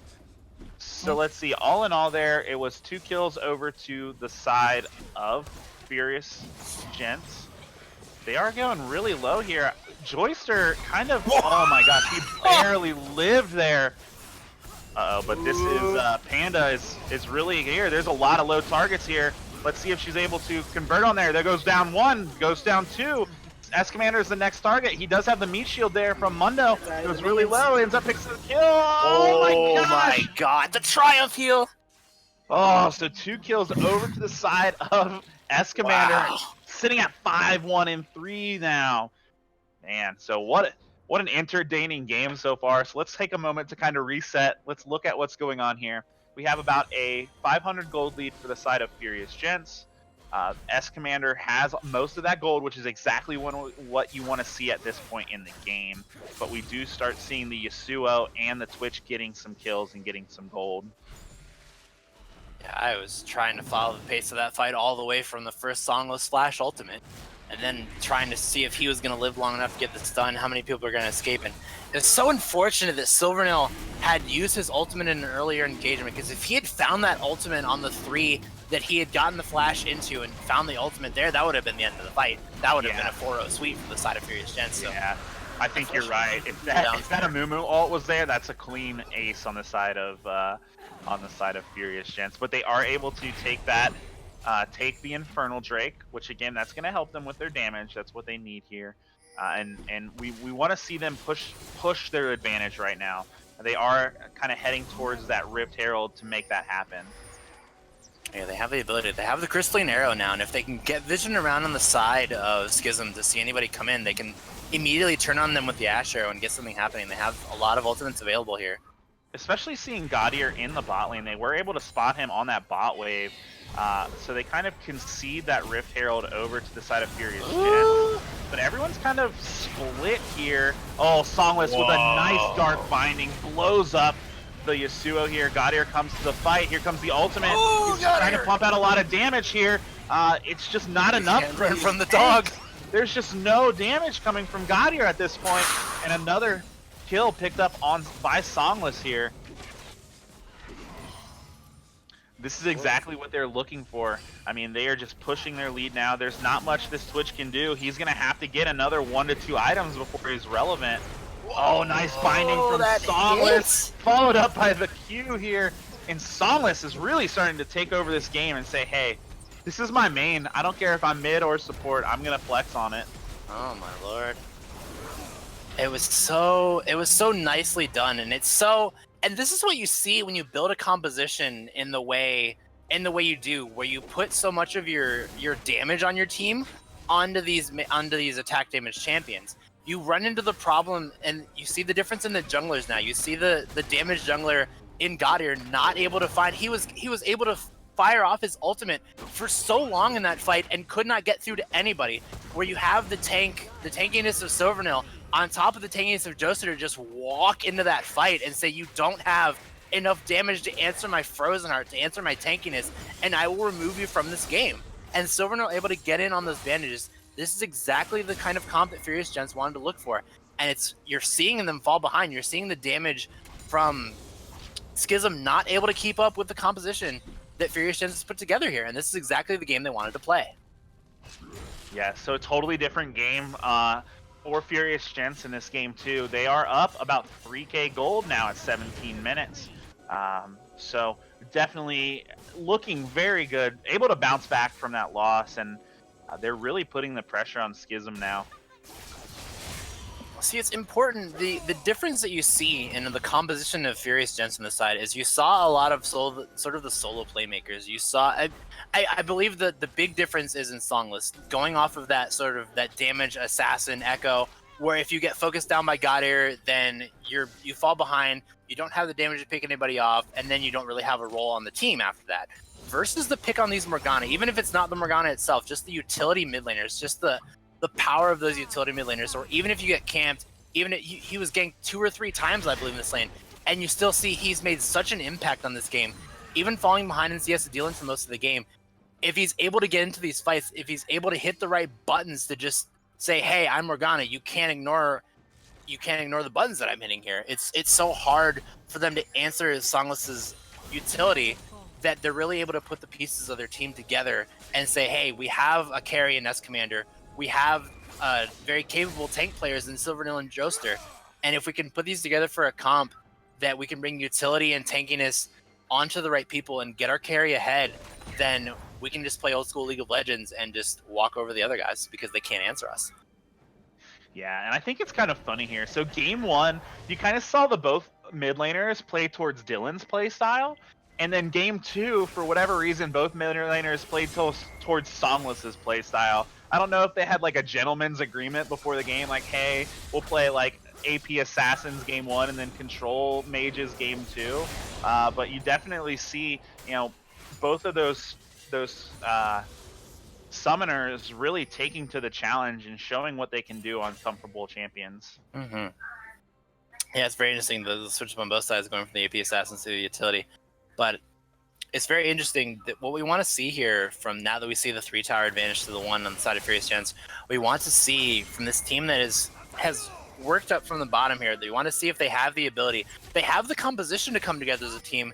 Now we want to see them sort of convert their advantage. We want to see them press further. We want to see them take some more objectives and really bring the game to a close, because while they're so far ahead right now, you still don't want to give, you do not want to give Schism the ability to catch up and really get items on their carries, because Twitch, no matter what, even if you're not able to immediately pick him off with sort of the Amumu or the Astro, Twitch will absolutely burn through teams if given enough time and given enough items. So it is something you always have to watch out for when Twitch is on these compositions and he's picking up even some farms, some kills. He's still picking up things on the side, and you really have to factor him into every fight. And if you're not picking him off with the arrows, not finding him with the Amumu ults, then you always have to assess him as a constant threat. Yeah, so what we see from Schism is they're just trying to turtle this game out, hope that they can get their carries the items that they need here. So, Furious Gentz, we want them to kind of pick up this tempo here as they're kind of tutoring around this Baron, but Schism has vision of the Morgana in the bot lane. Wymal Ziggs ends up getting a lot locked up here. We see the ultimate come through. There's a pick onto S Commander, and they turn their eyes to Baron here. So a huge mistake, I think, on the side of Furious Gentz. They sent the Morgana down to the bot lane. She did not have... Okay, we have a pause here. Yeah, so they sent the Morgana onto that bot lane. as soon as Schism saw that, they just ran in and started that fight. Bot lane was kind of out of position in that Baron River, and Schism picks up a huge advantage going into that here. Yeah, they spent every summoner they needed to really get on top of the 2. They realize, hey, there's 2 here, there's 5 of us here. 5 is definitely more than 2, and they do not have a black shield to protect us from Ashe. We're gonna throw every bit of initial CC we can to get this Yasuo in here, take these early kills. And it definitely worked out absolutely in their favor. Put them right. It's definitely not where they want it to be. I believe that Furious Gentz is really looking to create some pressure on both sides of the map, but sending S Commander and Wymal Ziggs together through, I believe they were overconfident in how much safety they had in the Mantra Inspire to get the shield and speed up to really get them around, but sort of that instant access to CC on the side of Schism Esports really was able to make that catch no matter what they did, and it really didn't work out for them, and SKZ has definitely capitalized on that in the best way possible. Yeah, so I think this is exactly what Schism was waiting for. They were kind of just turtling out, and then you had that one slip up from the side of Furious Gentz, and they went full on as much as they could on it. Flash in, ulted in, ends up getting those. Now they're turned on to Baron here. I honestly don't see a way that Furious Gentz are going to be able to contest this Baron, but it does look like they might be able to pick up a Drake and possibly a bot turret in the meantime. I don't know how low bot turret is. We can't really move the camera around in the pause screen, but if they're able to pick up that bot turret, they might be able to kind of stop the bleeding of that play here. At least get something out of that mistake. Yeah, I was gonna say they're definitely looking. They're in a good position to at least take some things in return. They're definitely gonna get the Drake, and if I'm not crazy off what that picture shows me, that it's an Infernal Drake. And they're going to have, I believe, or is that a Mountain Drake? I'm not actually certain. The Drake picture, it never changes. Does so it? We don't Oh, know, I thought it changed. Unfortunately. My bad. Yeah, I wish we could pan. Also right on top of it. Right, I wish we could pan during the pause screen. So we're just kind of here staring at the Baron pit at the moment. We do have the reconnect coming through from the top laner of Furious Gentz, so hopefully they get logged in here and we can get back into action. So I think the next couple of minutes are going to be really important on both sides here. I don't think it's necessarily like game over for Furious Gentz on that one mistake, but I think they need to play these next few minutes very carefully to not let this Baron turn into a snowball. Yeah, they definitely have to see what SKZ is going to do off of this Baron buff. They have a lot of options. They have the ability to sort of group up, and I'm not entirely convinced that they have, with the Baron buff, they have the ability to fight a 5v5 on their terms. It's really, a lot of it is going to be on the side of Songless to see what he ends up going for here. We're going to see the Baron, and that is a Mountain Drake that Amumu is on the side down there. So of the Drakes to be up, that's a pretty solid one to pick up. Schism does pick up the Baron. They do get the bot lane turret, and it looks like they're going to be able to pick up that Drake as well. So again, you know, it wasn't great for the side of Furious Gentz, but it could have gone worse, honestly. Absolutely. They're going to lose a bit of structures here. Yeah, so we're going to kind of see this kind of reset into almost an even match again, I think. We do see Songless, and Songless is looking to go in here. They're just a little bit too fast with that Cloud Drake and Baron buff. Yeah, they're going to end up moving in there. They're going to answer in the tower, and now the gold lead is only pressed to about a 700 gold lead on that side. Very nicely done to close that gap. So they do have this kind of counter siege going on here. There's not really many structures for them to take, so they are just kind of pressuring this mid lane inhib turret. We do see some big items starting to come up for the side of Schism. The Infinity Edge finished for Yasuo, Blade of the Rune King finished from Twitch. So they're going to start to do damage here, for sure. Yeah. The Infinity Edge is a very, very relevant pickup on the Yasuo, especially the ability to just stack armor against these crit builders is no longer as viable when you have the Infinity Edge. Of course, the 20% of the critical damage converted to true damage. So if you're just building straight resistances without any health to accompany it, then you get burned down just about as quickly as you did if you aren't sort of building both these tank stats. So it'll be very difficult to deal with this Yasuo now, especially if he gets on top of the Amumu, who only really has the Cinder Hulk currently as his health item. Yeah, he has the Cinder Hulk. He is starting to pick up some armor and a little bit of magic resist. Oh no, V19 Torn is just going to beat up on this Karma here. Let's see if Weimel Ziggs is able to get away from him. Flash, he's continuing to chase. He's not taking any damage. He's just going to be able to beat down Weimel Ziggs. And we see another fight happening in the mid lane, so we see that there. Here comes Songless, hits the Dark Binding onto Dylan. Dylan's able to cleanse it here. S-Commander is the next target. Panda was a little bit overextended here, ends up falling down. So a little bit of a fiesta there. Ends up being a 1-for-1. Weimel Ziggs going down in trade for C9 Panda. The aggression definitely getting stymied there out of... He couldn't really find both sides of where he wanted to throw the wind wall and ended up getting caught by the Dark Binding, so it didn't really work out for him. They have to watch here, because now that Weimel Ziggs is back and they have the ability to get the Mantra Inspire to send the whole team into a fight, so they're going to have to back off here. Yeah, so they just kind of choose to reset here. So now you see the Mundo. The Mundo is going to be... I think a Mundo is going to be a big problem to deal with for Furious Gentz. I just don't know if S-Commander is going to be able to melt through him fast enough. He does have the Blade of the Rune King and the healing reduction on his side, so at least the build is kind of give him an advantage, so Mundo's not going to be able to heal through all of that damage.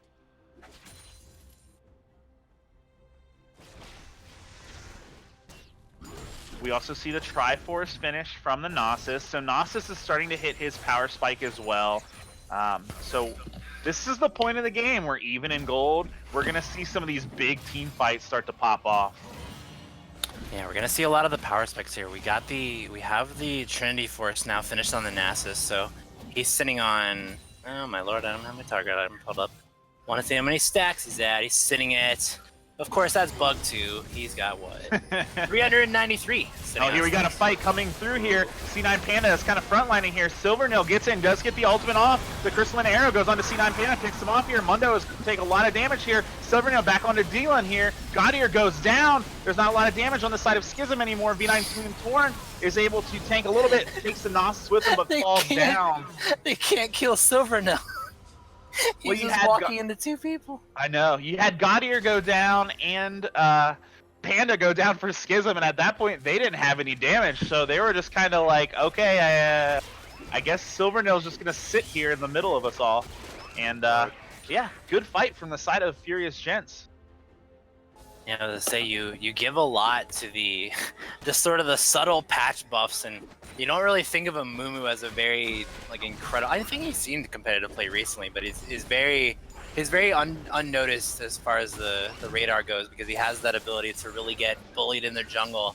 But if he was, while Gaudier was focused a lot on his early ganks, Silvernail was really able to just sort of quietly farm up and get his items to a good point where he can sit in the middle of these team fights. And even when we talked about the Infinity Edge from Panda, he wasn't able to get onto the fight.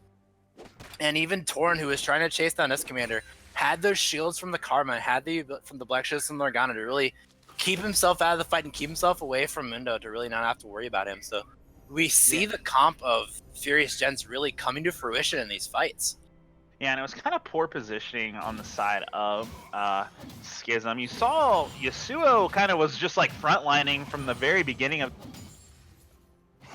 Somehow Gaudier was the second person to fall. So at that point, there's nothing Schism can do.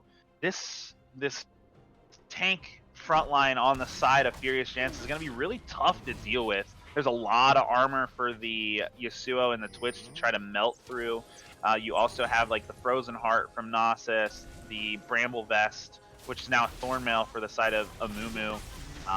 You know, put that in with the healing resistance with Ashe, and these tanks aren't going to be able to heal up like they should, and the carries are going to actually hurt themselves fighting a Amumu. We do see another Mountain Drake spawn, so this is definitely a contested Drake here. Both teams are kind of positioning, trying to get some ground here. Ooh, C9 Panda barely bucks that Dark Binding. And again, you see Sun and Panda going into 4 of them here. Oh, there's the knockup. Nice job. Songless goes down. Gaudier does pick up the kill on Songless here, and we kind of see this crazy fight coming through. The Mundo, big boy. Few champions, holy cow. And we just have an absolute fiesta here that's going to end up being a 3-for-3, and ends up with the tanks just kind of surviving through all that. Yeah, that was definitely what you expect to see on the fights. Lulu sort of controlling it. I feel like the flash from Panda as he went for the dash in was a communication with Dylan, and I think he actually moved out of Lulu's ult range there. I believe, because you saw Dylan moving forward trying to get the ultimate on him, and I think when he flashed dash, he got himself slightly out of Lulu ult range, because that would have been a beautiful 4-man knockup. Yeah, that's highlight play there, but for sure, that's definitely what it seems like they were going for there, was that 4-1 Amumu or Lulu ultimate knockup into the last breath from Yasuo. Unfortunately, it wasn't executed correctly. But we do see gold is staying relatively even, almost 1,000 gold lead for the side of Furious Gentz. They do turn their attention to this Mountain Drake now. They spot Gaudier in the top lane again. It just seems like the junglers are not doing the best job of being aware of where these objectives are on the map right now. Yeah, these aren't objectives you really want to put on the side of Furious Gentz. So the double Mountain Drake makes it very easy for them to sort of convert this very heavy teamfight comp into just sort of that sieging power. You have that Ashe in the background. Trying to get through a Nasus, a Mumu, and the Morgana Black Shield just becomes more and more difficult for this Schism team. So yeah, they do have their sights. They have their sights set on this Baron with that double Mountain Drink. They're going to be able to take that very quickly here. They are able to spot it out from the side of Schism. Ooh, here goes C9 Panda going aggressive again. Here comes the Amumu, 1-man ultimates onto Gaudier here. There's that damage going down from the side of Schism. Here comes the last breath going in. But Weimel Ziggs takes down Panda, and that is a lot of kills. That's 3 kills over to the side of Furious Gentz, and they're going to be able to convert this into a Baron. So many bodies on the side of Furious Gentz are just able to stay alive. They get so much mileage out of the Mantra shield off of the Weimel Ziggs on this Karma. Just able to give out 2 or 3 multi-man shields in the center of these fights, as long as the passive is ticking down that Mantra to get the ultimate back up. And that on top of the Morgana Black shields and on top of this Amumu's presence, absolutely essential to just keeping all of these carries on a leash. Yeah, and we kind of see here, a lot of pressure is on to Gaudier to position in these fights and actually play as an AD carry, because we have the AD carry on Yasuo, a fighter now. And unfortunately, Gaudier is just falling so quickly in all these fights that he's not being able to pump out that damage that he needs to in these fights. Furious Gentz doing a great job to get onto Gaudier and shut him down before he becomes a problem. Yeah, they're really looking now. What's a Baron on the side of Furious Gentz? They're really going to be looking to push in some objectives here, and it's going to be difficult because they have such strong siege, and again, they have the ability to sort of stand in front of the enemy team and say, if you want to start a fight on your terms, you got to do something tricky. Yeah. So we do see them kind of methodically march down the map here, and they're looking to siege on this bot lane turret here. They're playing these team fights extraordinarily well and making it really tough for Schism to get back kind of in this game here. We see Panda trying to poke out with that tornado here. But, here we see Songless hits the barrier, is going to go in, get the Dark Shackles down, going on Panda. Songless going very low. Silvernail on a killing spree takes out Gaudier once again. We see the Mundo in the front line, takes the Crystalline Arrow here. We see the Yasuo is falling really low. He can't attack that Amumu anymore because the Thornmail is just melting him. And all the while, Optics is just splitting. Woo, man. Here we go. This is the cracking of the base. Yeah, base going really low here. They might be able to finish this game out. We'll see here. Don't want to go too crazy because we don't want to throw in the base here. Yeah, they're pushing down with the Baron buff, Baron And power, the double minions, mountain some- Drake. Yeah, Gnosis is just melting these turrets and objectives right here. We do see Joester onto a killing spree, picks up a double kill, and this is going to be game 2 going over to the side of Furious Gentz. Whew. And that's how you layer a team fight comp.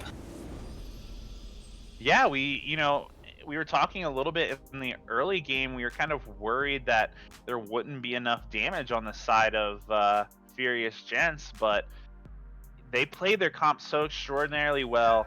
S Commander did a great job of, doing the damage that he needed to, and there was just so much CC and tankiness on the side of Furious Gentz. They played their comp perfectly and were able to force a game 3. Yeah, they were definitely looking at the post-game stats, and I have just a little bit of, you see the damage that comes out on the side, and a lot of it was given to Songless. Songless sitting on about 17,000 damage dealt to champions, but way above that, you have S Commander sitting on 29,000 put out during those fights. And so many of the times you just see so many people try to get to S Commander, but you have the Black Shield, you have the denial from the Karma Shield, you have so much in the face of SKZ that they had so much actual difficulty getting to that Ashe, and you would only ever see her die in fights where they were already picking off members of SKZ before it even started. Yeah, so a really exciting game there. That's exactly what. And now we are going into a game 3. So we're going to take a short break, and we will be back for Champ Select.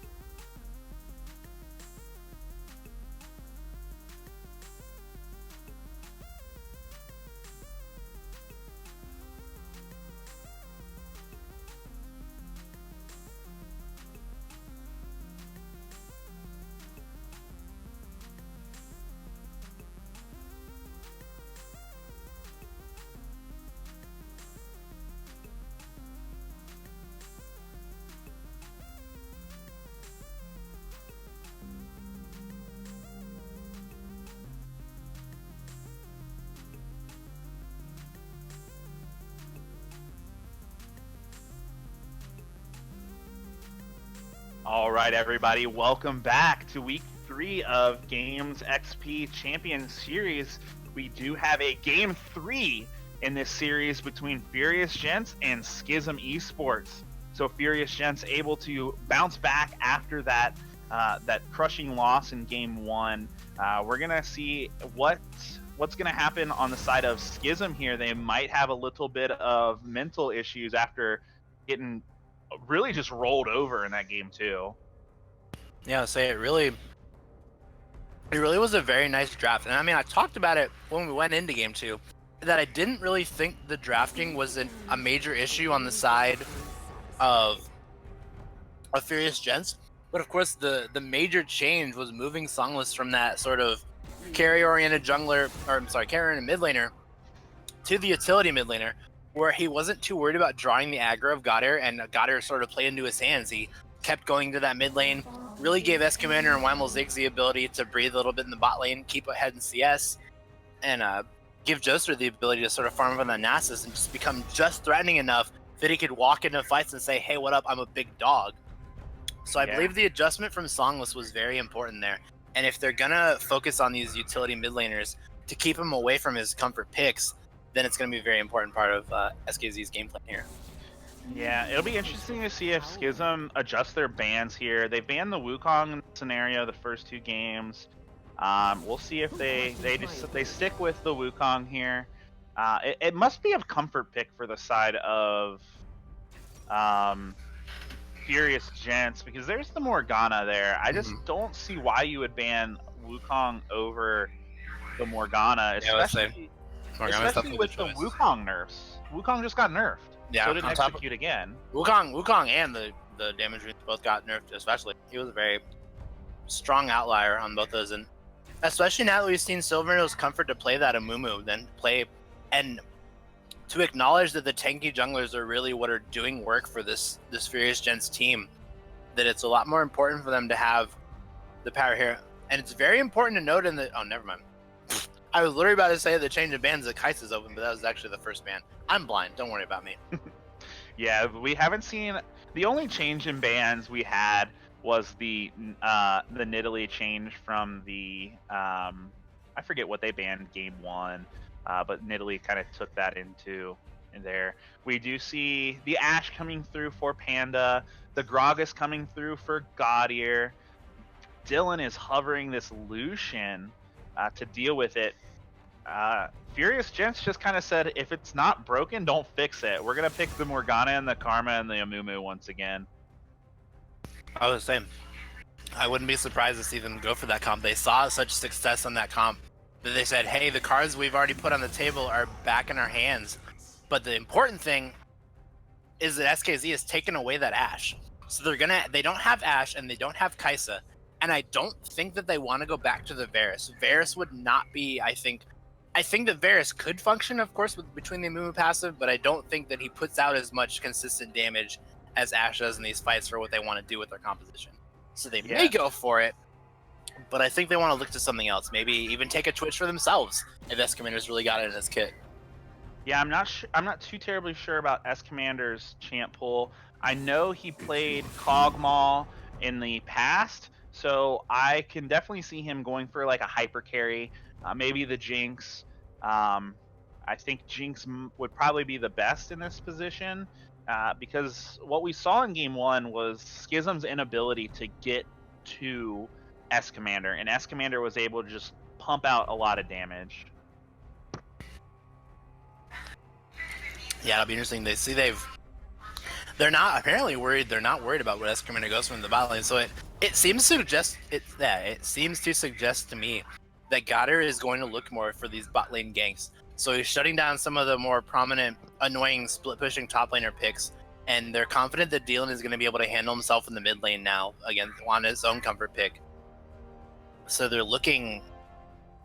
Now they're looking for the ability to get something in that bottom lane, so they don't really care so much what S-Commander is, because their game plan is to shut S-Commander down this game. They say, we've seen what the top of the chain in your link looks like. If we can break it to the top, if we can get S-Commander down in score, down in kills, and keep him down, then the rest of your comp sort of falls apart.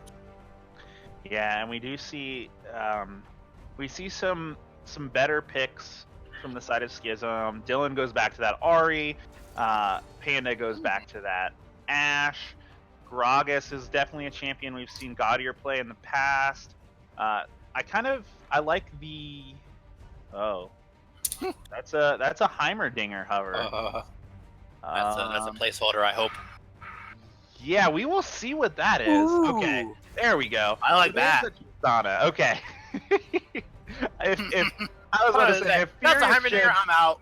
Yeah, if Furious Gents locked in Heimerdinger there, I think I would have just turned my monitor off and walked away. I would have let the game just pass itself at that point. Yeah, but we do see the Zyra picked again from Bardo. He's been playing pretty well on it. So we do see the team comps coming in here. Gnar in the top lane, Gragas for Gaudier in the jungle, Ari for Dylan, Ash for Panda, and Bardo's taking the Zyra. We see the Trundle coming through from Joester. Amumu in the jungle once again for Silvernil, Songless on his patented Morgana mid, Tristana coming through for Escamander, and Karma for Weimel Ziggs. So, man, there's a lot of difference and there's a lot of reminiscence of both games. There's little bits and pieces from both game 1 and game 2 sitting here in this game 3. And I think the major point of contention here was what I talked about with Gaudier. If he's going to look away, now that you know that, especially on Gragas, where you don't even have physical damage to boast anymore, you really aren't going to see Gaudier trying to gank this Songless. I don't think it's going to happen. I think his focus now is going to be bot lane. And I think in particular, the duality of picking Tristana. And Tristana took a round of nerfs some time ago, where her base range got nerfed, and they put a little more power into scaling your attack range with your passive. And I believe she starts now at 500, with her passive it's like 510 or some number. But against the Ashe Zyra, who have such long range harass from so far away, I believe it's going to be a lot harder. And we're going to see a lot of what we saw in the first game, where the Varus Morgana, who have the stronger level 6, were not able to contest the lane in level 6 because they had been harassed and poked so far down that they had to eventually recall before they could even have a level 6 engage. So I think we're going to focus a lot on the bot lane in this, away from the mid lane ganks, away from just seeing Dylan try to play his own game and outplay Songless and say, I'm a better mid laner. So I think we're going to see a lot more action happen in this bot lane. So I think that's where we're going to have to look in this game, because they know that we've built the double support comp, we have the double tank, we're going for the same idea here. So shutting down Escamander is going to be crucial to SKZ's game plan to say, hey, you don't get to play your protect the 80 carry comp, because that's essentially what we're running here. And you're not going to get to play that game because we're going to shut your 80 carry down. yeah, I think a lot of focus is going to be onto Gaudier this game too. Can he respond from that Twitch game? Gragas is definitely going to apply a lot more pressure in the early game, whereas Amumu isn't going to be able to do that again. I think Twitch just fell behind so far. I do like the Gnar pick here. It gives another kind of aspect to Schism's team comp, taking him off that Mundo. Gnar's good at split pushing, so I think this is gonna be a good game 3. I agree. The nice thing about the Gnar is that you have access to AoE crowd control, so you're not as disabled by the Morgana Black Shield. You can throw Gnar on top of a team of like 5 and find maybe 3 people and throw all of them into a wall and say, we're going to start a fight even if we can't get to your main carry because they're black shielded. We're going to try to incapacitate a bunch of people and then get them knocked down to start a fight on our turns and maybe knock down some of your surrounding pieces. So it'll be interesting to see how team fights pan out, how early laning pans out, and especially a lot of action going on in the spot lane. Yeah, and I think both teams are really confident in what they've drafted. Schism went back to more comfort picks in all lanes. Furious Gents picked exactly what they wanted and what they got in game 2 that made them so successful. So I really think this is going to be a really great game 3 here. We are going to take a very short break, hear from our sponsors, and we will meet you guys back on the Rift. Bets are now closed, but let's see a Hashtag SKZ win or hashtag FG win in the chat. My name is Tim Borseth, and I own and operate Games XP in Decorah, Iowa. Games XP is a geek paradise. We carry everything from Pong and Atari all the way to Xbox One and PS4, and all the games that would go with those consoles as well. We also carry a ton of movies. We have handheld games. We have Magic the Gathering, Yu-Gi-Oh!, Pokemon. We have D&D and Pathfinder. We carry Warhammer 40K. We have a vintage Star Wars selection. This place is great.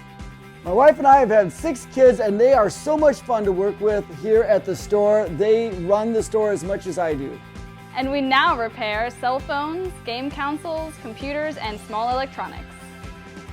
Our store is instant fun. Not only is there cool music and cool stuff to look at, but we have a game room that is so much fun. It's free to play, and you just plug in your game system and enjoy life. The Game XP motto is bringing joy to people's lives through our products, people, and a place to play. So you have got to come to Decorah, Iowa, and check out Games XP and experience this geek gaming paradise.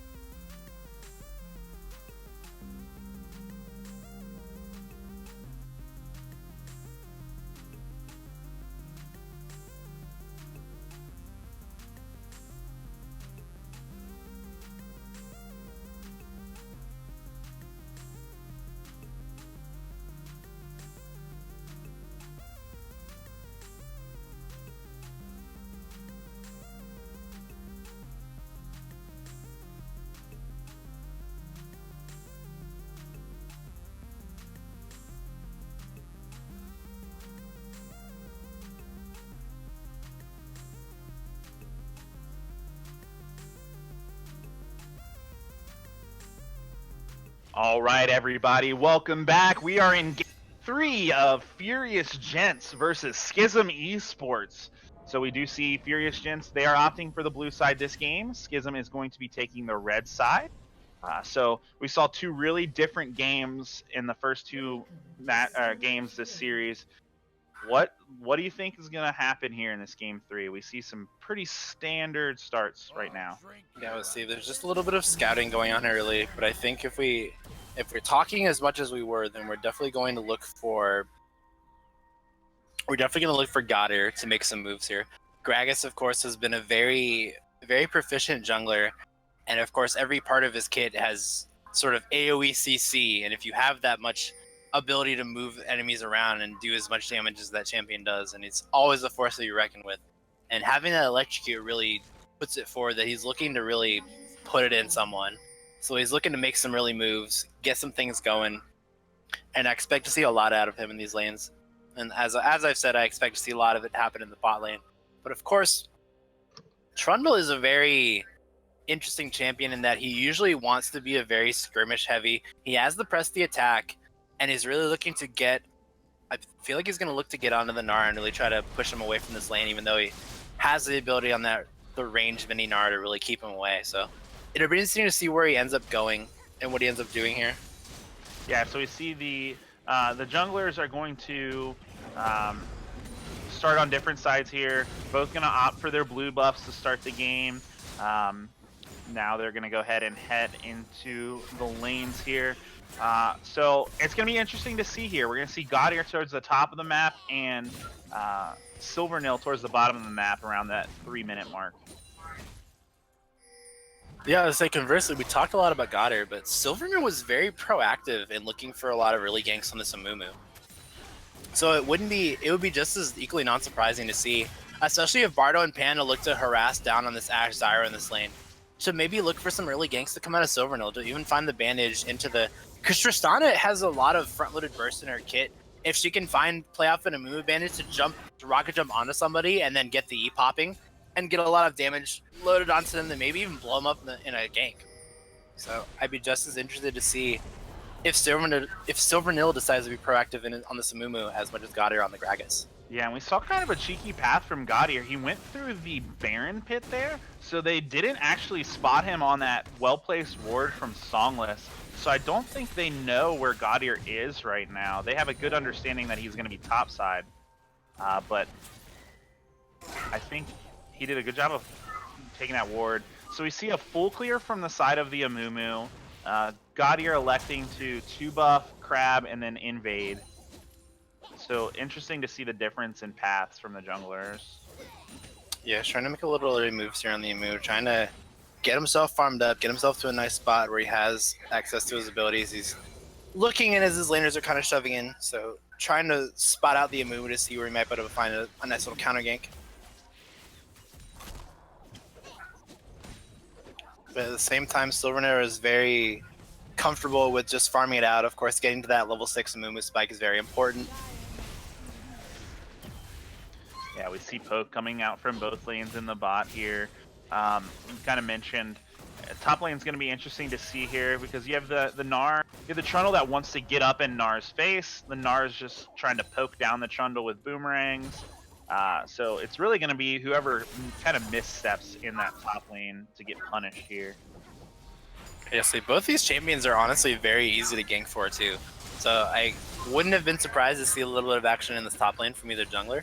Gragas, of course, very heavy CC to push around the Trundle and combo up with the Mega Gnar abilities. And just as easily you set up a pillar behind Gnar after he's burned the jump, you go for the Amumu advantage, and then Trundle just gets on top of him. You're at least burning a flash there.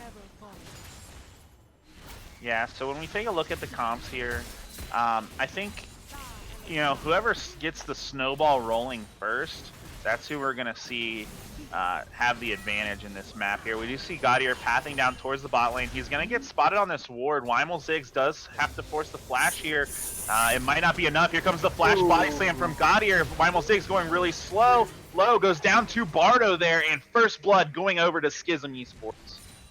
Yeah, they definitely found it there. You definitely saw the Gragas coming down and the very notorious flash body slam to find him up on the side after he burned the flash. Didn't have the shield cooldown available and even got the heal from the side of S-Commander. Maybe a little bit late. I don't know if he got it down under the ignite or after the ignite, but irrelevant, honestly, because they had the plans behind him and it was enough damage to put him out there. So a very nice coordination there on the side of Gaudier and crew to get their bot lane moving ahead. Panda, of course, or Bardo, of course, picking up the kill, but still enough to put them ahead in the lane. Yeah, and it's funny because most of the time you don't want your support to pick up the kill. Here comes the pillar from the Trundle here. The Gnar's just able to hop over that and walk away there. But yeah, most of the time you don't want your support getting the kill. But I feel on a champion like Zyra, it's not the worst to have a kill onto her. Yeah, especially when your AD carry is sort of has the utility power of Ashe. It's not really super important that they're extremely far ahead as long as the Zyra is able to get some items early on to really put out a lot of damage of full combo and really put the hurt on for Ashe to even just follow up, really. That it really works out that way. Yeah, so first blood going over. Do you see Songless starting to build a little bit of a CS lead in this mid lane? kind of controlling that that lane like we saw in game 1, or I'm sorry, game 2. The bot lane is starting to go favor towards the side of Schism as well as the top lane. So right now, jungle's kind of even. Let's see what Songless can start to do, if he can push this lead and able to get those roams and get those big ultimates like we saw in game 2.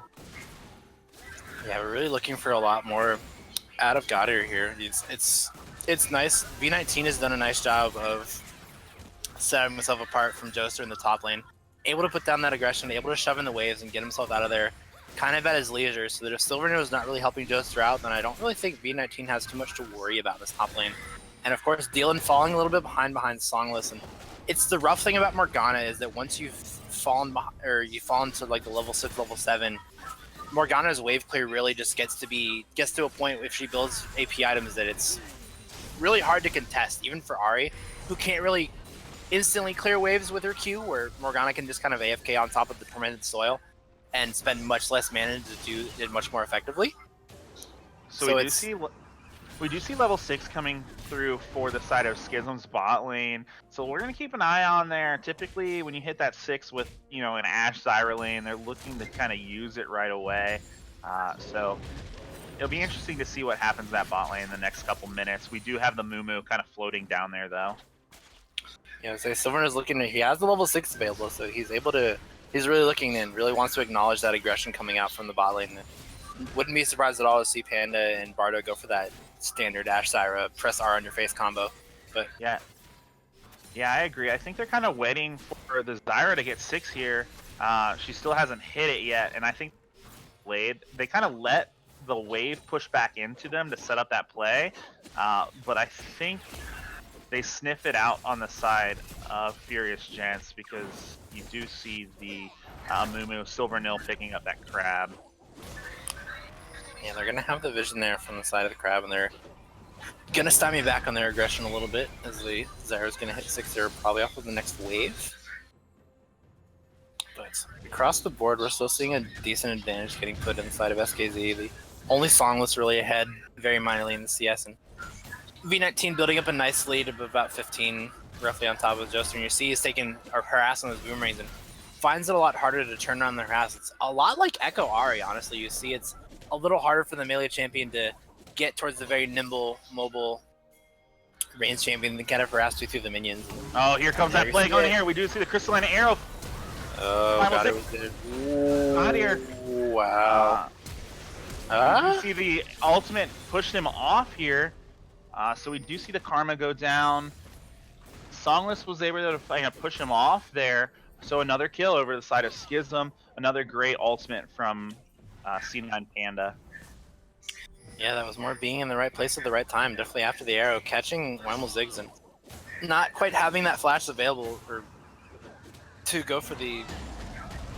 Oh, here comes the V19 Torn. Pops in, nars him against the wall. Forces the ult from the Trundle here. Trundle's going to go aggressive with the Subjugate going down. Strips those resistances from the Gnar. But he just doesn't have enough damage to deal with the Gnar at this point.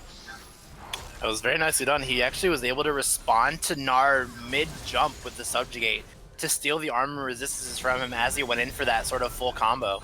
And that, I want to say, that's what kept him alive. Ooh, Songless barely missing that Dark Binding. He wanted to go aggressive onto Dylan there, but Dylan able to use that ultimate and get away from the Dark Binding.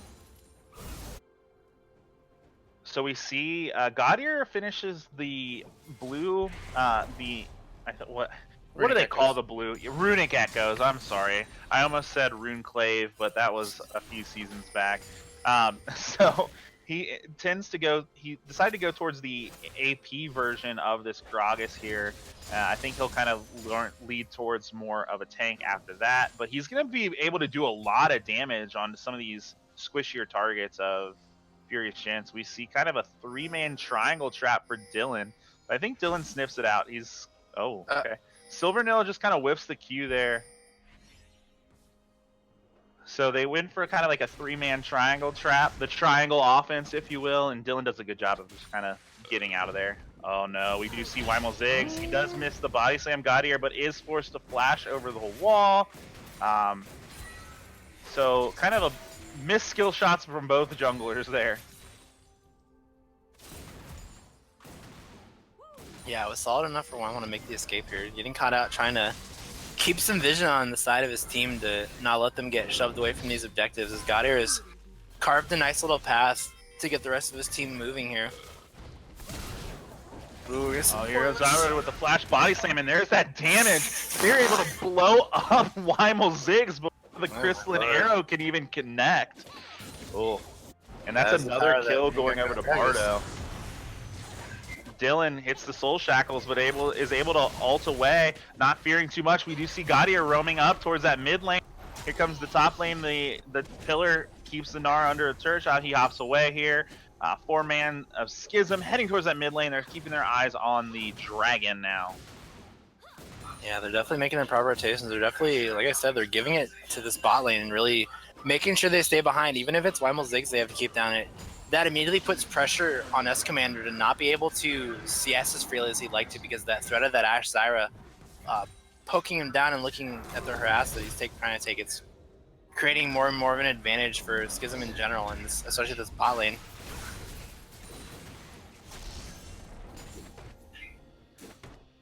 Yeah, we see Schism starting to pull ahead here. They have about a 2k gold lead, up 3 kills, have the Drake here.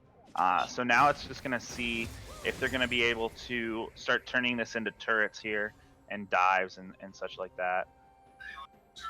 See, it makes me think, as you look at the sort of the individual power of the Gragas as they come in, it makes me think that maybe after the Lulu had been given up on the side of Schism, that maybe they wanted to pick up the Lulu support instead of the Karma on the side of Furious Gentz. I feel like it would have been a lot better to stymie the... Here comes the crystalline arrow onto... Whoa. Totally whiffs the ultimate there. Wet floor. All right. Well, Gaudier whiffs his explosive cast there, and it actually ends up saving the life of Weimel Ziggs there. I think he didn't expect the route from the Yeah, Zyra. he expected him to walk a little bit further back so he'd get knocked back by the barrel. Yeah, so... They're connected. Kind of a miscommunication on the side of Schism, but you kind of see a game plan here on their side there. They're using that crystalline arrow to start the fight, follow up by the Zyra route and the Gragas CC. Just kind of a little bit of a misplay on the side of Schism in that bot lane. Yeah, but see, we're seeing the appropriate response come out. You see the Stormrazor finish the Nirstana, and very nice. I like that the very first item going to come out from Weimel Ziggs here is going to be that Mikhail's Crucible, because they cannot give... Just so I'd finished telling to talk about the effectiveness of the Lulu as sort of the counter engage, is if Gragas is this consistent engage, and if they keep playing off of these Ashe arrows, then having that Mikhail's to cleanse off that Ashe arrow stun is going to be extremely crucial to not dealing with this Ashe engage on these fights, because that's how they're getting all of these engages going off in their favor. Yeah, so they're putting a lot of pressure on this bot lane here. I would be... I kind of want to see Silvernil starting to kind of time this in that bot lane, because it seems like they're, as soon as that crystalline arrow is coming up, Schism's trying to make a play in this bot lane. So we haven't seen Silvernil there yet. You do see the Trundle going aggressive onto the Gnar here. Gaudier is waiting in the wings, maybe trying to pull off a play here. Here comes B19 Torn, goes in, hits the root here, knocks him against the wall. Gaudier is here, follows up. Nice flash from Joester to live. Explosive cast knocks him out of turret range, and that is another kill over to the side of Schism. Good play on the side of Gaudier and Torn.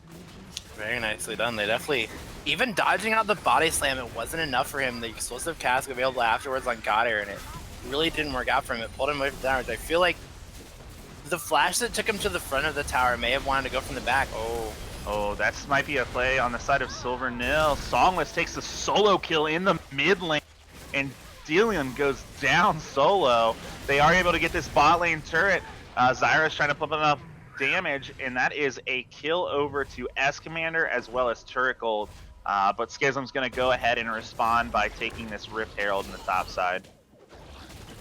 Yeah, I was going to say, Furious Gentz definitely showing they have the ability to to step on the gas when they need to, and especially from the mid lane, coming that solo play on Songless, finding the binding into the ultimate to combo down and get the lock on Dylan to take him out. But Furious Gentz doing a nice job of recognizing they had enough damage there between the Amumu lockdown as well as the Tristana Karma combo to sort of burst down Panda and get her out of the fight, to leave Bardo by himself and then take those towers out with the power of that Tristana to sort of shred down towers and really go from there to get a nice advantage. So they do a decent job of sort of patching up the wounds that Goddard's put into their team, but yeah, so you know, as we take a look now, Gaudier's doing a really good job of getting his lanes ahead. He's not taking any of these kills. He's passing them off to people he needs to pass them off to. We see a huge lead in the Gnar in the top lane. V19 Thorn shows that he's really proficient on split pushing. Escamator hopping into two people. Panda going low. Bardo going low. Able to walk away. Here comes Escamator. Comes in. Here comes the explosive cast from Gaudier. They do pick up the kill onto Panda. Gaudier goes down. Wyman Zig picks up the kill. And that's just like that. That's 2 kills over the side of Furious Gentz. just all right. I never really expected to see Tristana jumping onto 2 people being what engages a fight, but there we are. Yeah, they were able to take control of it. Songless, again, doing a really good job. Unfortunately, we do see this Gnar putting a lot of damage. Here comes Dylan. Puts a little poke damage onto Weimel's Ziggs. For some reason, the camera likes the top lane. We do see mid lane go down. So a turret pickup for the side of Furious Gentz, and we are all tied up at gold once again. We see the Amumu looking towards this Gnar, who's a little pushed up in the top lane. He is able to sniff it out with that ward in the tri-bush. They're really doing the exact amount of the work that they're looking for here, and we're seeing V19 Torn here trying to get away. He's going to be able to. Yep, he is able to go away. So V19 Torn doing a good job of drawing pressure into this top lane, kind of letting Schism's other 4 kind of reset here. We do see the Mountain Drake spawning here, and it's a long way for Silvernil to get down to this Drake here. They're going to end up picking up this Mountain Drake. A very nice pickup. Not doing a better job of not handing over objectives to the side of Furious Gentz here. Yeah, they are definitely having a lot of control. Here comes the Silvernil going aggressive onto the Gnar here. Hits the ultimate ability. There's the pillar here. Soon though. Oh, he hits the knockup against the wall and takes down Silvernil. 2v1, and Gnar gets the kill here. We see the Shoal Shackles coming away from Songless onto 4 people, and he's able to walk away there. Here comes the Rift Herald spawn for the side of Schism. They're turning their attention to this bot lane tier 1. They have the advantage here. The Crystalline Arrow is available. Let's see if they want to do it here. Here it comes. Goes right through the uprights. It's good. And the Rift Herald knocks down that turret, though. Yeah, they're definitely going to... They do a nice job of taking the tower here. They're evening up the tower lead, making sure they don't fall too behind to press their early gold lead that they've now had shrunk to about 800 gold. But they're still doing a good enough job to stay ahead in towers and keeping their composition well. We haven't really seen them get together for a fight, but at the same time, we're seeing S-Commander getting ahead on this Tristana. Has a very nice pickup on their CS. The CS scores across the board looking a little bit better on both sides of the team. And we're seeing V19 has the Black Cleaver finish. We're looking to see the sort of the build up for these 5v5 fights if we see one break out. Where we're looking to see the Gnar sort of take command in this game. And now that he's sort of pushed Joester out on just the Trundle with just the Trinity Force here, not too worried about him creating much. And Silvernil doing a lot less this time in terms of how he's accelerated his build compared to game 2, where he did a much better job of finding the early ganks, finding the ability to accelerate his goal, to get his build ahead of the carries and say, you don't do any damage to me because I've gotten to my items much quicker than you. But this time we're seeing a little bit different story. We're seeing the team of SKZ is doing a lot better job of getting their items ahead, getting to the point where they'd be even in a fight. You see the Zeus Convergence finished on Gaudier. Now, so they're looking to get ahead, looking to get the items onto getting Panda to the right amount of damage in these fights. If they can find another arrow engage, of course it's important that they have them Kale's Crucible.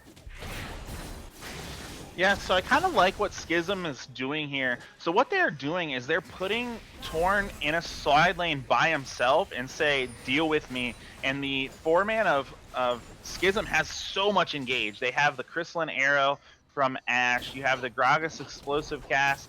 So what they're doing is they're making Furious Gentz deal with this Gnar and saying, okay, we will win 4v4s.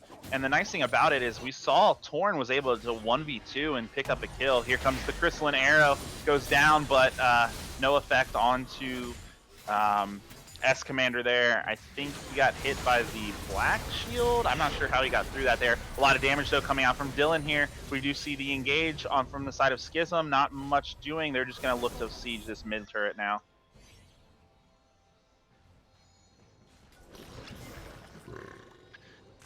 Yeah, so we do see the side of Furious Gentz. They're hanging in this fight, still pretty even on gold.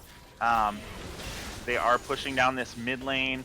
We see the Gnar heading towards the bot lane. Baron is up. He does have his teleport available to him. So these next couple moments are crucial to kind of get the fight going. Here comes the oh man. Hits the Dark Binding and Ahri just gets exploded and Dylan goes down. So a pick onto the side of Furious Gentz. They have their sights set on this Trundle. He sniffs it out and is able to escape there. So teams are just kind of resetting. The Gnar is pushing hard in this bot lane. So they're going to have to send someone to this bot lane to deal with him. They do have 3 members taking this mid turret. And Tristana is going to be able to knock these turrets down so quickly. Here comes Godir looking to maybe engage here, but just kind of clears the wave here. And we do see a reset. Gnar has to back up because the threat of 4 people coming down from Furious Gentz is real here. He's kind of hovering in this bot lane. He's not quite backing yet. I think he's just waiting to see if he can spot out any members of Furious Gentz. Yeah, we're looking to see, after the nice little engage, actually, we see that Furious Gentz has finally, for the first time this game, put themselves in a goal lead. They've now picked up that 3rd objective. They're looking to get around. They don't have as much of the dragon advantage they had in the previous game, but they're building the comp correctly now. They have the Mikhail's Crucible to answer the Ash Arrow. The kills finding their way on a song list, so these flash Soul Shackles are much more threatening from this Morgana than they are that a team even with this Gnar can deal with. Yeah, so if we take a look here, there's a huge lead for the Gnar. He is up 2 levels on the Trundle here, but we also see a big lead starting for Furious Gentz in the mid lane. Songless showing how strong he can be on this Morgana once again. Really taking over this game for him. 3-0-1, has a couple of solo kills basically onto Dylan in the mid lane. So a good performance so far by Songless. Yeah, he's definitely making this pick work out. I was very skeptic that, and I think we had a lot of skepticism in general that Dylan would be able to deal with him on his sort of comfort pick and get the early ability to shove him in the lane and not really worry about the answers that we're going again. Yeah, Sylvano tries to go on this Gnar again. I think that's exactly what V19 Torn wants, though. So now the 3 members of Schism are just turning their attention. Here comes the flash body slam by God. It's explosive cast, and Wymal Ziggs goes down, and they turn their sights to this tier 1 mid lane. So, just as I mentioned it, that's exactly what Schism was looking for. They saw the Amumu go towards the bot lane, try to take on this Gnar. Gnar staying safe, able to 1v2, and they just go on the mid lane as soon as they see someone. Here comes the engage by Dylan, misses the charm. Not much doing there in the top side. Yeah, we're going to see a lot of moves around the map. We're going to see, and it's nice because you see that Schism is definitely playing a more objective-focused game here. They're definitely making sure they keep control of these dragons, not giving too much advantage unnecessarily over the side of Furious Gentz, making these fights happen on the sides of the maps that they can on their end, and converting them into objectives on their end is really working out for them so far. Yeah, so, I mean, we haven't seen a full fight from the side of Schism yet. Gnar has always been in a side lane and has always just been on the other side of the map so far. So, and, he's built quite a bit of a CS advantage and has been able to show that he's able to absorb a lot of this pressure here. So it's going to be interesting to see, what Furious Gentz decide to do. Are they going to send people to deal with this Gnar, or are they going to, 5-man engage? Here comes the Crystalline Arrow, goes down to onto Weimel Ziggs once again. Another kind of whiff on the body, on the explosive cast. I think he got ulted by the Tristana. Yeah, so you kind of see the crystalline arrow. I feel like they're just kind of shooting it where they can. They're not really calculating it like they did in game 1.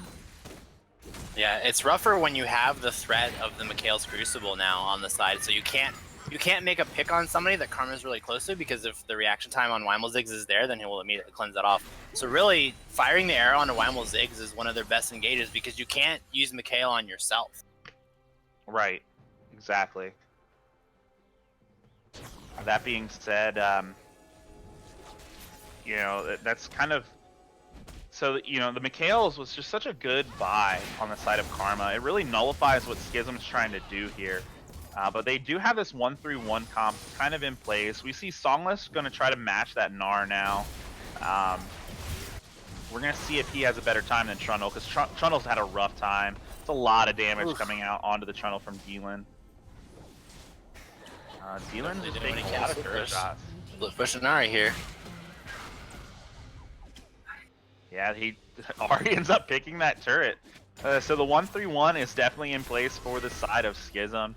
And it's a really strong 1-3-1, because the Ari has so much mobility. She's going to be able to get to fights when she needs to. And the 3-man engage from Schism is really strong.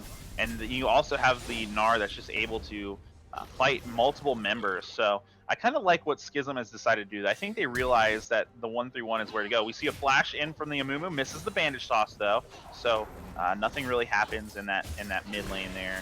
So Ari decides to just go up the top and continue the 1-3-1 split push. Yeah, they're definitely looking to commit to the side. They're actually gonna end up taking these towers around the sides here. They're definitely looking to open up the map on there and not get these fights in. Silvernil tries to go for the bandage toss, ends up getting hit. There's the ult onto it. Dealan is there, picks up the kill on Escamander and the double kill. So a nice play from the side of Schism. Now they're going to be able to knock down these turrets, and the Gnar in the bot lane is just bullying the Trundle out. Trundle going relatively low, kind of misses the ultimate there. Looks like he's trying to ult for wave clear. Here comes Dealan with the flash charm, hits Weimel Ziggs. Ziggs goes down. Songless goes in. Huge Dark Shackles gets one stun. This turret goes down and Songless goes down. So a huge play from the side of Schism, ends up being 4 kills for none. Ooh. Yeah, there was a lot of... I believe they didn't really get the coordination in that team fight on the side of Furious Gentz. They had the cleanse on the arrow was absolutely immaculate, and it actually made the body slam from Godir miss. But the follow-up action, the rocket... I'm sorry, the Buster shot to knock back after he set the E on the Godir and had a couple auto attacks. He could have popped that explosive bomb onto the rest of the team because they were so grouped up, but he ended up pushing Godir out of that fight after he had already spent all of his skills. He didn't have body slam available. He didn't have explosive cast. There was nothing left for him to throw into that fight, and he spent the Buster shot to remove the Gragas that had already spent all of his skills in that fight instead of the approaching threat of either Dealan or even Panda, who was in the front line sort of pulling people down, ended up taking Escamander out of that fight. We see a Baron start from the side of Furious Gentz, and I don't think they have any idea on the Schism. There's no vision there. Godir just backed, and they might be able to sneak this Baron. It's a nice cheeky play from the side of... They have the Tristan and the Trundle. There is the Hawk shot, but they end up taking that Baron there. So kind of a nice play from the side of Furious Gentz, picking up that Baron and kind of cutting this gold lead down from Schism. Yeah, I would say very nicely done. They were definitely looking to do the right thing there and go for that Baron. It was a good call, especially after they caught sight of Godir making it back there on that Gragas. Yeah, Furious Gentz is doing a really good job of controlling the vision there. You did see, like, there was absolutely that side of the map was completely dark for Schism, so good call from them to get there and sneak it. I think they did see the Gragas on the bot side, and that's what triggered the call. We do see V19 Thorns going aggressive onto the Trundle. He's doing a lot of damage. You see Subject come out. Oh, misses the hop, but does force the flash away from the Trundle. This Gnar, he's going for like a very damage-heavy build. He has the Blade of the Ruined King, the Black Cleaver, and now a Guinsoo's. So they're going to have to deal with this Gnar somehow. They decide to push all their members mid, try to get a siege going, but Gnar is just absolutely bulldozing the bot lane right now. Yeah, he's a monster, and it's rough that they've decided to send Joester alone to deal with this Gnar, because really he's built himself such a core of items. He's on that Rage Blade, Blade of the Ruin King, Black Cleaver, and now absolutely tear through Trundle if he's able to get on top of him.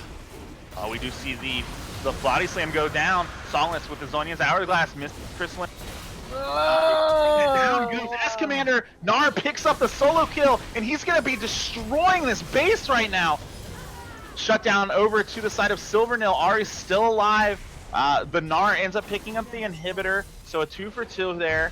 Gnar end up getting that inhibitor, so, you know, if we look at that fight, we got the Mountain Drake going over to Furious Gentz, inhib down for the side of Schism, and 2 members down on each side. So that was kind of a crazy fight. A lot of stuff happened right there in a short amount of time. Yeah, there was a whole lot that went on that fight, from S-Commander trying to... I saw S-Commander with the Stormrazor Infinity active, tried to find the instant kill on the lower health Goddard, seeing that he hadn't opted into that super tanky build, was trying to take him out quickly, got removed before he could find a kill to reset, jump out.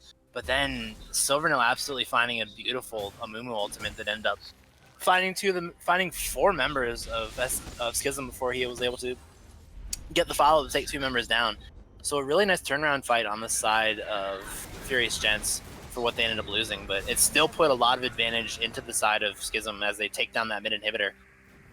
Yeah, and it's going to be interesting. How long are Furious Gentz going to let this Gnar kind of be unchecked? They keep sending the Trundle to deal with him, and he just can't at this point. The Gnar is up almost 100 CS. We do see Dylan going aggressive onto Silvernil, misses the charm, so Silvernil is just able to walk away. But when are they going to, you know, say, hey guys, this Gnar is a problem. We have to do something about this.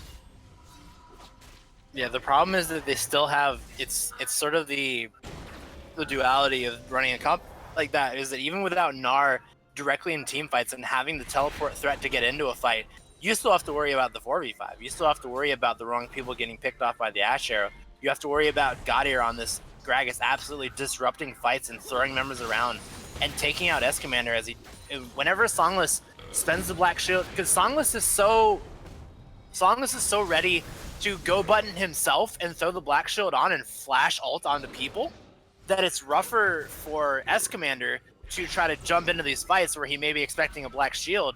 The Black Shield has already been spent on Songless as he's trying to make his own engages. So it's harder to keep S-Commander protected, and it's not really ending up being the double support combo. Gnar's doing so much damage and just absolutely just flexes on him right there. Oh, and here comes the engage from the side of Gaudier. There's the flash, soul shackles from Songless. Bardo uses Hourglass here. Panda's still alive in this fight. Down goes the... Oh my gosh, nice turn there. Dylan is still alive, but 2 members go down. A nice dark binding. Here comes Gaudier. He smells blood. Is he able to finish off Silvernil? I don't think he is. But look at Gnar. Gnar's ending the game. Gnar's ending the game. Oh my gosh, I think that's it. Can they stop this Gnar? No, Gnar just backdoored and end the game. Just ended the game. And with that, Schism Esports takes Game 3 and the series. Wow, what an ending. Wow. Oh my gosh. I mean, I kind of mentioned it right before that. At what point did they say, hey, this Gnar's a problem?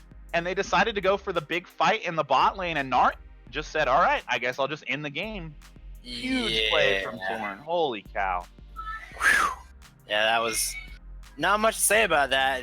You watch the rest of your team make 5. That's what I was just talking about before. You see that even though they have the Gnar, and if you send the Trundle over there, you're still trying to commit to the 4v4. And even if you win the 4v4, these fights take so long because you have to spend so much getting to... Because that's the thing you notice. If you leave the Trundle engage out and you just have the Amumu as your primary form of engage, that after the Amumu is gone in and you've spent the shield, you've spent the Tristana kiting back, you still have to spend so much time getting into the back of SKZ's team that it gives Gnar all of that free time. And it gave Gnar so much time. And the last we saw of that Gnar was him taking the solo kill and Trundle on the top lane. There were minions pouring into the base, but I believe he still had to take down both of the Nexus towers and then the Nexus itself. And he had all the time in the world to do all of it. Yeah, what a great game. And that, that series was so good, and to have it in a good such a good fashion. That was pretty awesome there. Let's see who we can get in for an interview. Why don't you pick Skyson, because I know all these guys. Pick somebody to bring in for the interview. Who would I pick here? Well, if I went purely off game 3, of course, V19 would be the pick without question. And if I look at game 1, I feel like a lot of it was put in the hands of Godir and an equal parts Panda. But game 2 would look fun. Yeah, it looks like Panda had to go, so we can bring in Godir. I would say I'm gonna go with Godir as my pick. Bring in Godir. All right. Well, we will go ahead and bring in Godir. It's cool. It's cool. Cool is our coach for our ABL team, so Godir's just trolling. Hello? Hello, Godir. What's up, man? How's it going, buddy? Pretty good. Very good. So, congratulations on the win there. Let's take a minute. Let's talk about that game too, shall we? Oh man, I hit it so hard. The Yasuo pick was really troll, but I thought it would work. Was Yeah. the Twitch not a comfort pick for you? Something you just wanted to kind of play around with, or is Yeah, it a backup option? You say, hey, if the Yasuo doesn't work, maybe I can be our backup AD carry here. Yeah, I was first timing Twitch. That was about it. Yeah. Yeah, I mentioned that to my co-caster here that I'm pretty sure I've never seen Godir pick the Twitch here. How'd that work out for you? I think it worked out pretty well, like late game, but we never got to late game, so it actually didn't work out at all. No, I popped off game 1. That's all that mattered, you know. You did pop out off game 1. So, let's talk about, you guys came out, you dominated game 1. You guys, I would say you definitely underestimated your opponent in game 2. So what was the mental reset that had to happen? Take me into the locker room. What happened between games 2 and 3? No one was tilted because we just thought we would win anyways. But game 3, that was hard because of Morgana. But Yeah. our Nar just carried. Yeah, I was gonna say, what was the thought process going into the pick and bans? You guys had all 5 of your bans, and you didn't want to give. I believe there was a Wukong ban that came out over the Morgana, and we had a little question over that, and we were wondering what was going there. Oh, we have no idea what to ban. We were just gonna ban none, but we kind of BM not to. We just searched their OP.GGs and banned what they played. You didn't. Yeah, let's see. Seeing the Morgana back-to-back games was interesting. Yeah, they didn't. They wanted to. They trolled just a little bit, I guess, instead of all the way troll. Yeah, that was my big question there. So, you guys end up. Last week we had some roster issues, obviously. This week you come back, you bounce back. Who do you guys want to play? Who are you guys looking forward to playing? I wanted to play this team actually. One of their players are not playing. He's my boy. But there's nothing no team I wanna face really. Besides what's that guy's team? Fresh Burger's team. Yeah, I wanna face his team. White Lotus. Yeah, White Lotus, yeah. Yeah, that was the game you guys had to unfortunately forfeit here. So I do believe you guys are taking on Purple Cobras next. We have Alien Gaming and Full Send Gaming next. So those are a couple of good games that we want to see. So tomorrow, Sunday is when we will be seeing Full Send Gaming taking on the new roster of Alien Gaming. But before we go, is there anything else you'd like to say, Godir? Bench Maverick. Reasonable. Bench Maverick. Okay. I think he did that when he got his account 14-day banned. Anyway, so thank you guys all for tuning in. It has been Evolve on the cast, Skyson on the co-cast. Anything you got to say, Skyson? No, glad we got to see a good match there, and thanks for joining us. All right, guys. Thanks for tuning in to the Games XP Championship. We will see you Sunday with FSG taking on Alien Gaming.